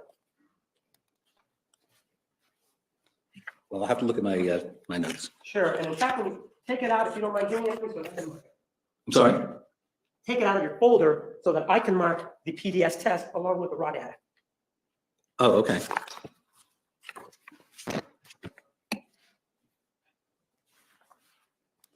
You have it out now, sir? I have it out, yes. If I may say. So this is the worksheet, isn't it? That's the worksheet. Okay. But there's also a part of this test that includes the questions, doesn't it? Yes. If I could have that.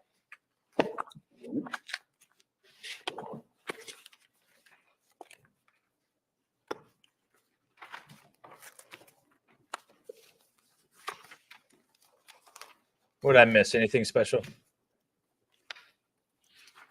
The dog is right at my feet, so I didn't want to stream me walking by.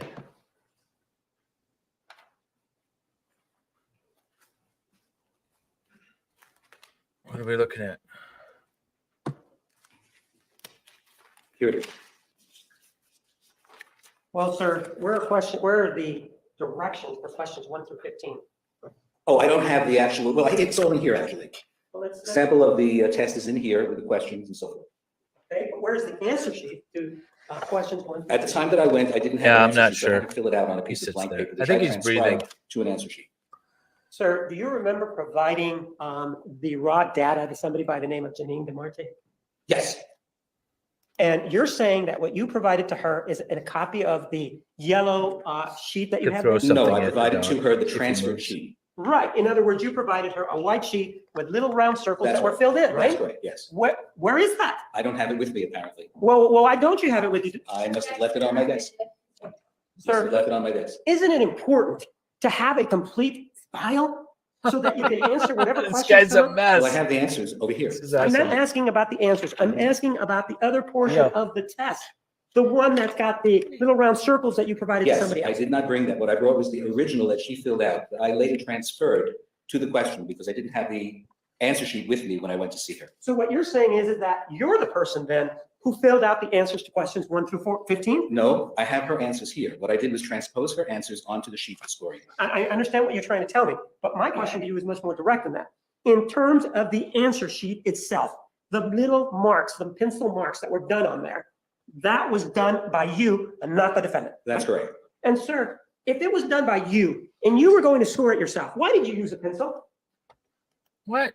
Why did I use a pencil? Yes, instead of a pen. To mark? Well, we traditionally use pencils when filling out forms such as that. No, the reason you traditionally use pencils is because it's going to go through a computer and they're easily read that way, correct? Yes, that's true. And you can't use pens or you don't use pens because it's difficult for the computer to read them, right? And also if you make an error, it's harder to change your answer. But in this particular case, you were going to score, right? Yes. So why go through all this trouble of using a pencil if you're going to score it when a pen provides better markings? Objection, asked and answered. He already answered that it's typical for him to use a pencil. Means I prefer to use a pencil. And that's so that you can make some changes on it, if you want? So are you implying that I cheated on that test? No, sir, I'm asking you some questions. However you Wait, want to take what them, test up to is you. I'm this? just Is this asking you his some Ask me the test? question again. So the question, sir, is chose not to use a pen. Instead, you chose to use a pencil, which is normally what a person who is taking this test uses, right? Yes. And you then sat down and you did conduct this What? particular test, right? Yes. Let me go ahead and have Hey, the Roseman Ranch. yellow sheet, please. And if I may have the book, please. How is This is a exhibit pencil? number 527. What does this contain, sir? That is the manual that is associated with that test. It includes instruction manuals. Is this the test that he gave to Jodi? Or I'm lost a little bit. I stepped away for a minute. Or is this the test that he administered or that he had to take himself in order to whatever? Because he I don't know. no, Jung, I can't zoom in. I'm working on that, but right now it is what it is. Yes, the test he gave to Jodi. Okay, so he gave it to her and took notes in pencil. So what? He's on the stand testifying as a professional with all of his flaws that he that he wrote it down the way she answered it. And unless he has something other than, are you sure you wrote this down? Are you sure you didn't order the code red? That's all the prosecutor has. And it's argumentative. And I wouldn't have overruled the objection if I was the judge. Scoring, sample answer sheet, sample worksheet, and some validation information. I move for the He admission. of transcribed her answers. Okay. I mean, that means still nothing to me. As long as he's going to testify that these are her answers.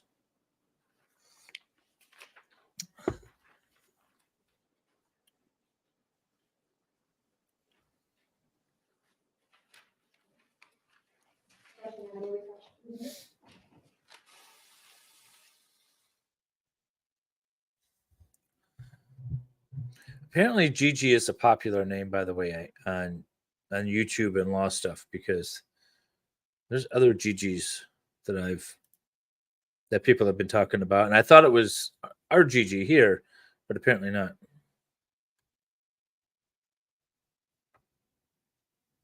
There's only one Gigi for me. Oh, I guess I can fast forward through these sidebars, right? I'm involved in like 12 conversations at the moment. 534 is a sheet. The Rorschach test was done it. Yeah, the Rorschach test was done in pencil. Filled in, which I then transferred to the actual score sheet. And what date was that? This date here? Yes, sir. Oh, the date that I administered, I have to go. No, just hold on. Yeah. Just show me the date, okay? Okay. Oh, 1/15/10. All right, that's January 15th of 2000, correct? Yes, And this is the original, right? I believe, yes. Good job. If I may have it stapled again. Okay.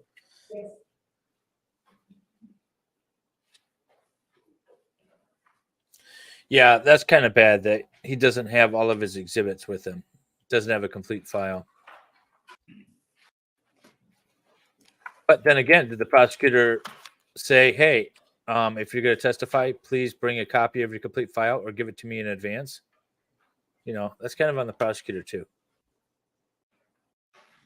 On January 15th of 2010 was before this was during the time that she was telling you the story about these two men, two individuals, a man and a woman, coming in and doing harm to Mr. Alexander, correct? Oh, no, I'd just like to check something out. All right. Why don't I have it marked so that you can take a look at your notes and we can maybe make it a little clearer. Okay.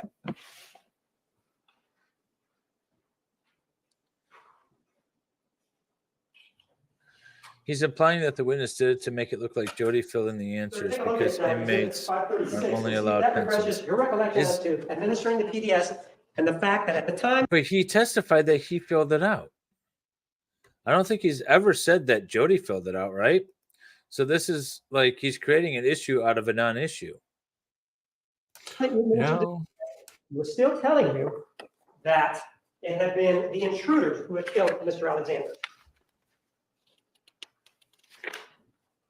Yes. Okay. Hey, Aaron Olivia. And this test, this PDS test that you administered. Yeah, he would have a copy in discovery. The one that we have here with the answers. This test reflects the fact that her story is still the fact that it was two intruders that actually killed Mr. Alexander. Doesn't that reflect that? Yes, if it was taken at that time, it would. It did, didn't it? And in fact, the portion that you don't have in front of you would show us that that was in fact the case, right? Yes. Let's take a look at, you have mine up there, correct? Yes. And that, if you take a look at it, is that a copy that accurately reflects the answers in Exhibit 534 as to questions 1 through 15? And I think it's please.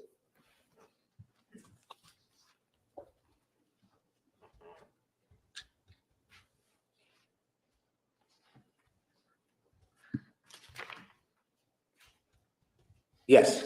okay. Let me have that back. I move for the admission of exhibit number 533.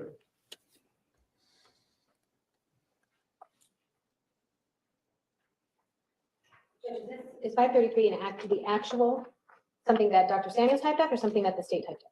It's a true and accurate copy of that particular part of the test and the defendant's response, according to Dr. Samuels. That was his testimony. I heard, okay. Well, I would object unless it's an actual copy that Dr. Samuels has. Overruled. Exhibit 533 will be admitted.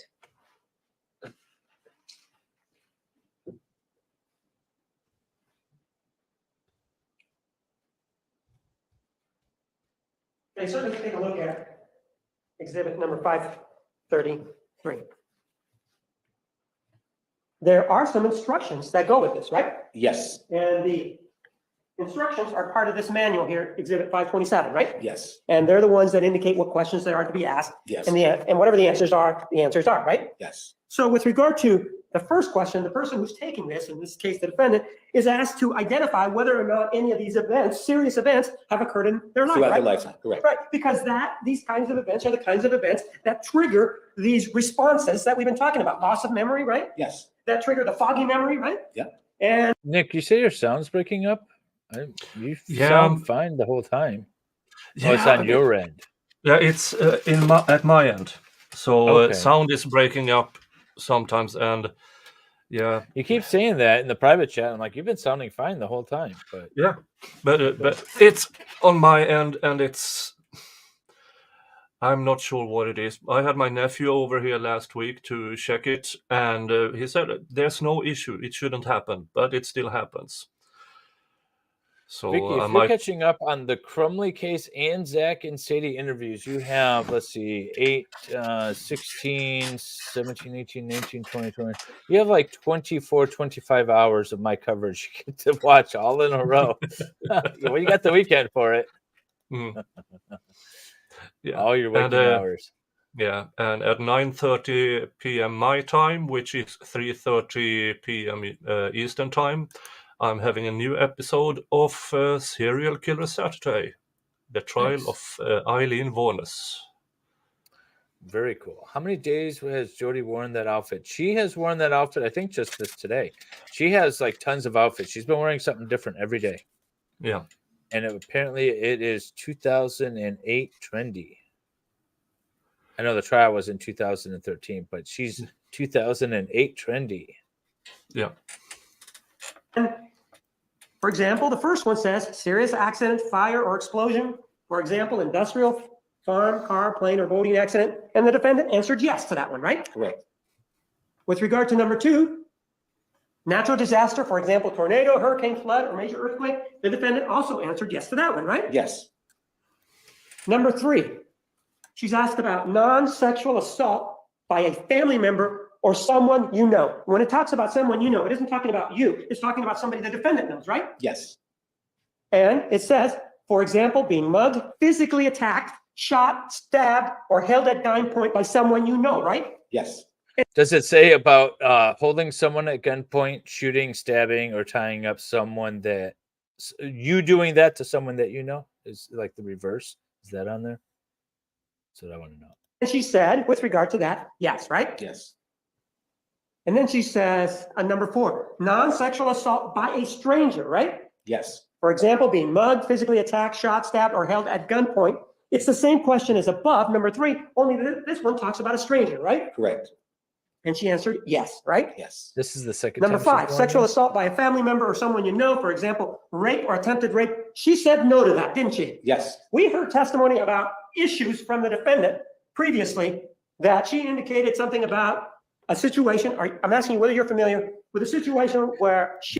Do they talk about Mormon baptisms and the activities that take place afterwards? You know, how detailed does this get? She claims Mr. Alexander may have... Nick.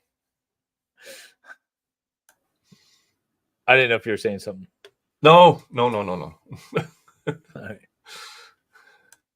Taken her clothes off, and may have penetrated her. Are you familiar with that? Yes. And you characterized that one as a rape, didn't you? Yes. When we had our interview. Yes. But here, number 5, she says, no, it wasn't that, right? Yes. And between the two of you, she was there, right? Yes. And she would know better than you, right? Correct. Speculation.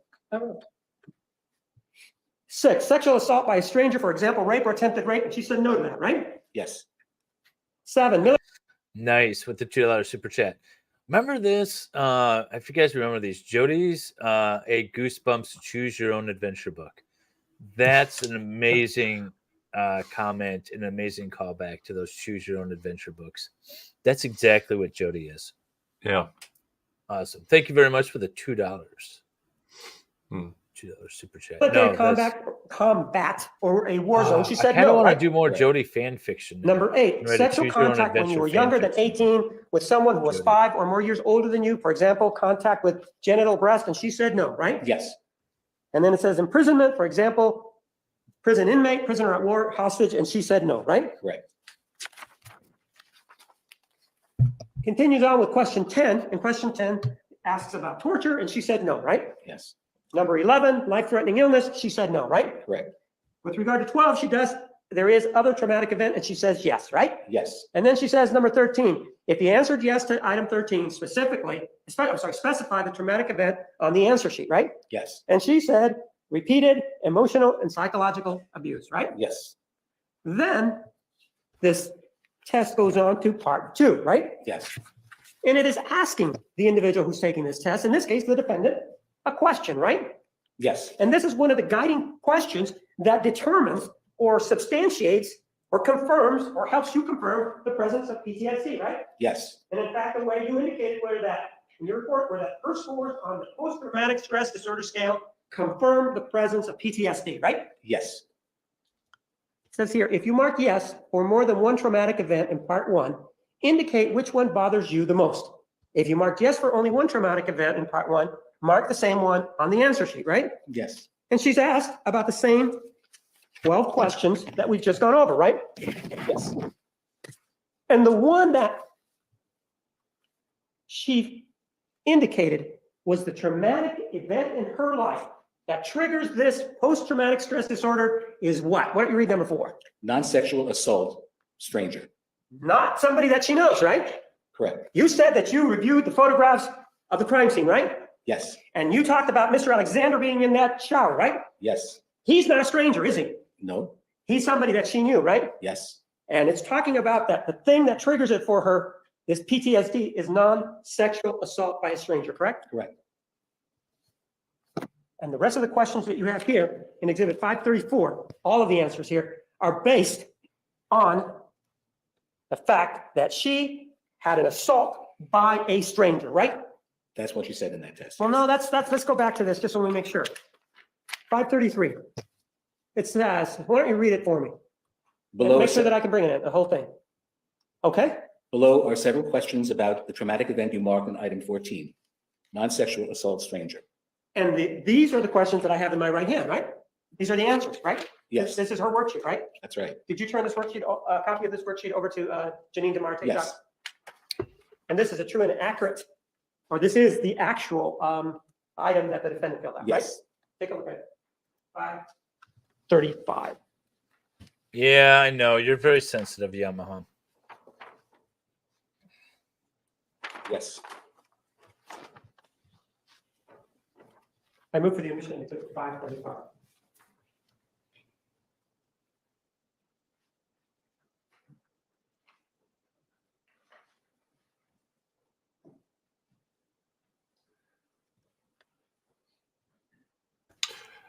Just saying that Dave is getting very far ahead regarding super chats here. I would assume my viewers love me enough to try to make up for it. Well, that was the whole like skip ahead part. Yeah. That worked really well. Yeah, but then again, you can make me win the gifted memberships. Just saying. Just saying. You got more likes. You already won that. I'll win the super chats, and then we're tied on the gifted memberships. No, I didn't. And Yes.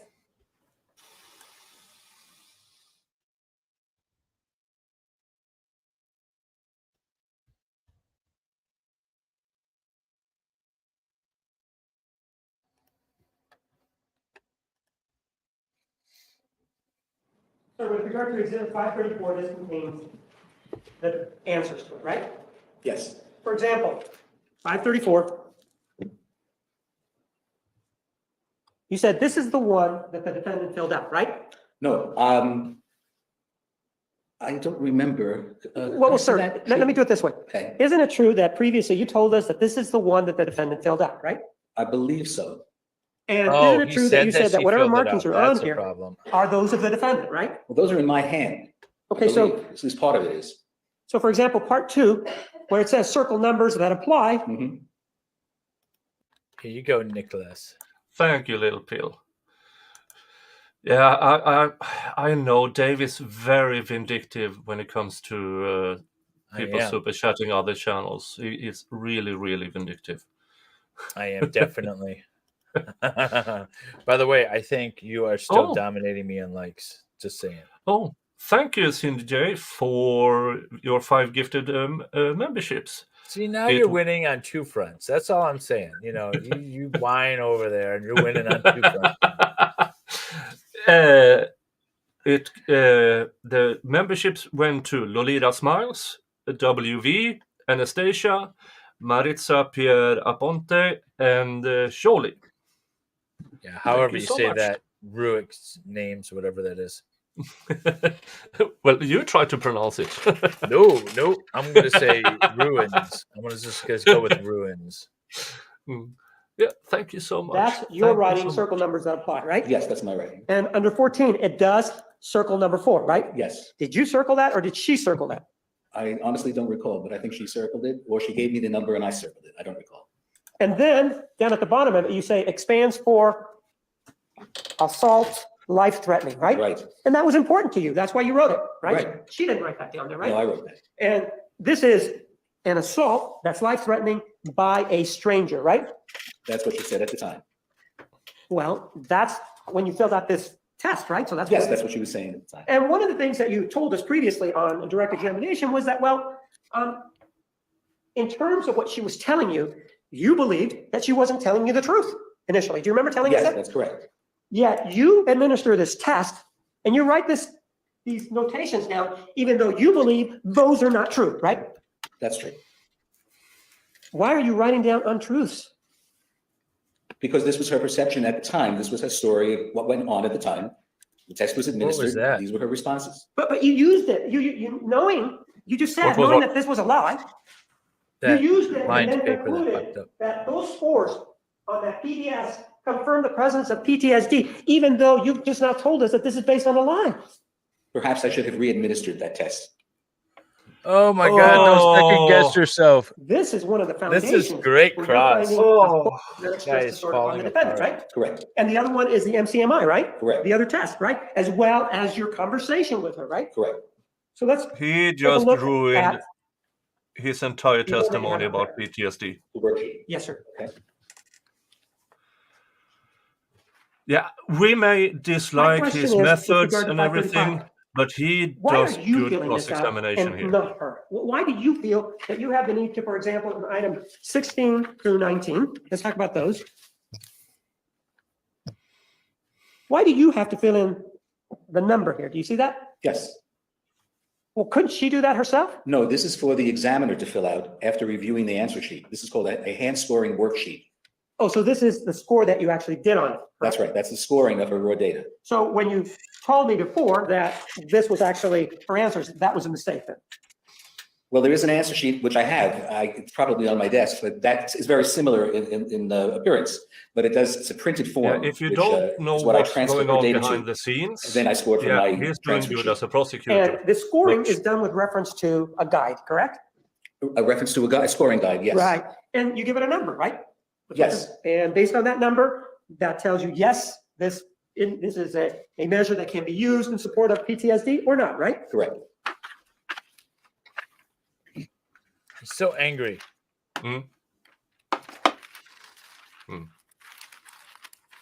Exhibit number 534. Question number 22. You see that? There's a number there, right? Yes. Where's the guide that tells us why you would have to, question number 22, give her a 3? Well, I didn't give her a 3. She scored a 3. And there is a scale on the actual answer sheet where you circle 0, 1, 2, or 3. In the manual that you have over there, it explains precisely how to do this. So what you're talking about is exhibit 527, right? That's correct. So she put a 3 in response to the question, whatever the question Whatever was, the right? item is, yes. The question that you don't have in front of you, Well, yeah, the questions are in the book. okay? Exhibit 527. Question 22. You think the Read that angry one for outfit's us. hilarious? I mean, I'm not being prosecuted by him, so I think it's funny. And I think Jodi is guilty as sin, so I'm cool with it. The But, instructions are for item number 22. Angry. Yes. Okay. There is the exact directions are here. This is my first time on this case. Oh, you have months of catching up on streams. We've tagged this guy the angry little outfit. Christmas time, we put him in a little outfit. Okay. Yes. That's the right one.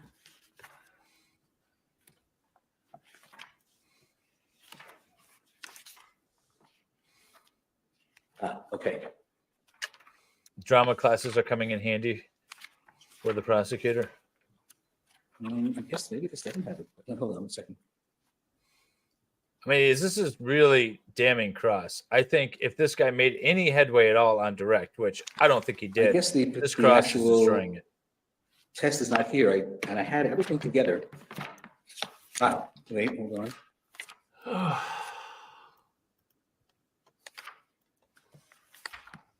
All right, there is a question booklet, a booklet that Right. comes with this, which I thought was attached in this book, but it isn't. And it explains to the individual how to score these particular items. And then it has a separate answer sheet.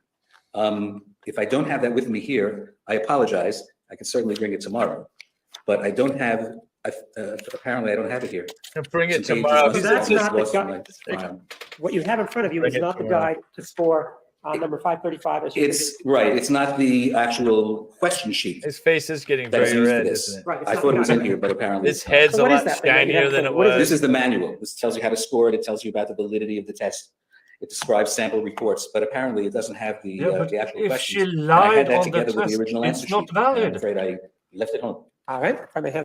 So the actual test he doesn't have. He doesn't have the whole copy of her completed answers. And the exhibit that he did show up is just a guidebook on how to score the test without the actual questions. Good.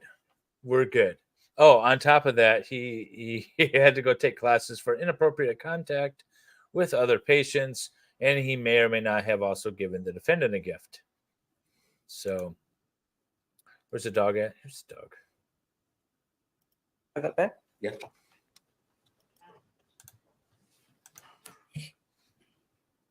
Judge, can we Google it? Yeah, right. We take a look at page number 2 of exhibit number 534. Just gonna start looking at the book, and there's gonna be drips on it. Question number 16, Yes. 17, 18, and 19. Do you see that? Yes. Those are yeses, right? Correct. So 16, 17, 18, and 19, those are 4 check marks, right? Yes. Definitely not, Vicky. How come on this, and you filled out 535? That is the hand scoring sheet. This is the one you said you filled out. May I? Yes, this is the hand scoring sheet. If I may have it back. I do wish Angry Little Elf was the. Why was there a defense 6 attorney there for present sure. at first? And then you changed it. I added them up incorrectly. This test, sir, like all tests, is a situation where you sit down, involves a situation where you sit down with the defendant and you indicate to them that you're going to administer a test, right? Correct. And you provide them the materials with which to make answers, correct? All right. Correct. You give them the instructions, right? Yes. And then Nick there's is a period of suffering time from last night. within which this test must be answered, right? Well, there's no time limit on this test. How long did the defendant take to fill this out? 20 minutes or so. But if she wanted to take more, she could have, correct? Correct. And during that time, she never manifested any indication to you that she didn't understand any of the questions, correct? That's correct. For example, exhibit number 533 that talks about the traumatic event, non-sexual assault by a stranger, never indicated any compunction or any reservation or reluctance in while you were there administering it in filling that out, correct? Correct. And what you are telling me is that the validity or this test really is only as good as the person who is telling or filling it out, right? That's true. So if they're lying, then the test is not very good. That's correct. And in this case, we do. Wait, hang on.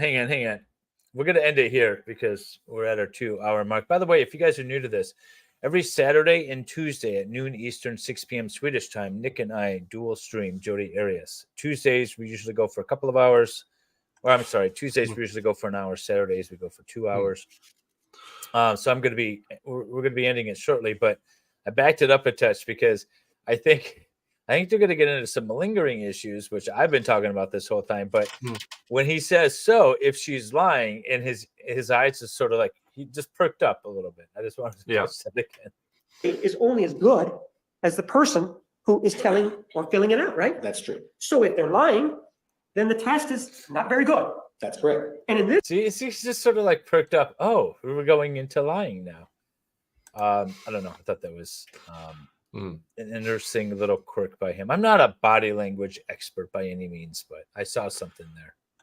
Yeah. Look at the dog. He's so lazy. Oh, good puppy. Yeah. That was a very bad witness for Jodi, and even a worse witness at the end of Cross. That's all I've got to say about that. I don't know what else to say. That was an amazing Cross. That was highly entertaining. I'm glad you guys paid us to go forward. Thank you very much for the super chats. This is the most super chats I think I've gotten on a Jodi stream ever. We might start doing this if you want to. If you want. And this is the first $1 a minute. Yeah, and they have another psychologist lined up, don't they? They do. Yeah. If I look to Vio Hammer's list, by the way, everyone go check out and sub to Vio Hammer. He's got all this trial plus a bunch of other trials. So today is day 32. Oh my God, Dr. Richard, whatever, is on the stand 1, 2, 3, 4, 5, 6 days total. Oh my God. We have 14 streams probably at a minimum for this guy. And then we have. Yeah, but how many hours per day? Oh, there's one short one. There's 1 hour and a half, but otherwise they're long. Oh, and then, you guys will actually go get to meet Hammer in person on our redirect. Or not in person, but on panel.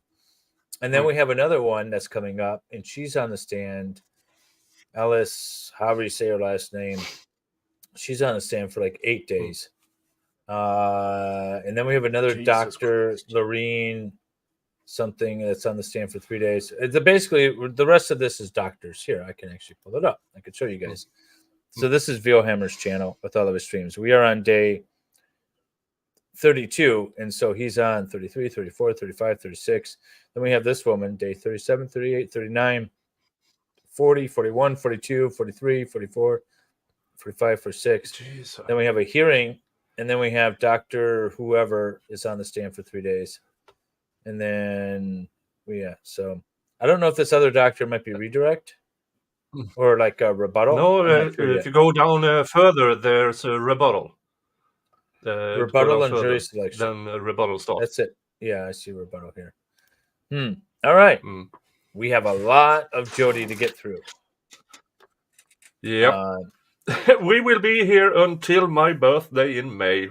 I've already paid Hammer Media in dry humping. Okay.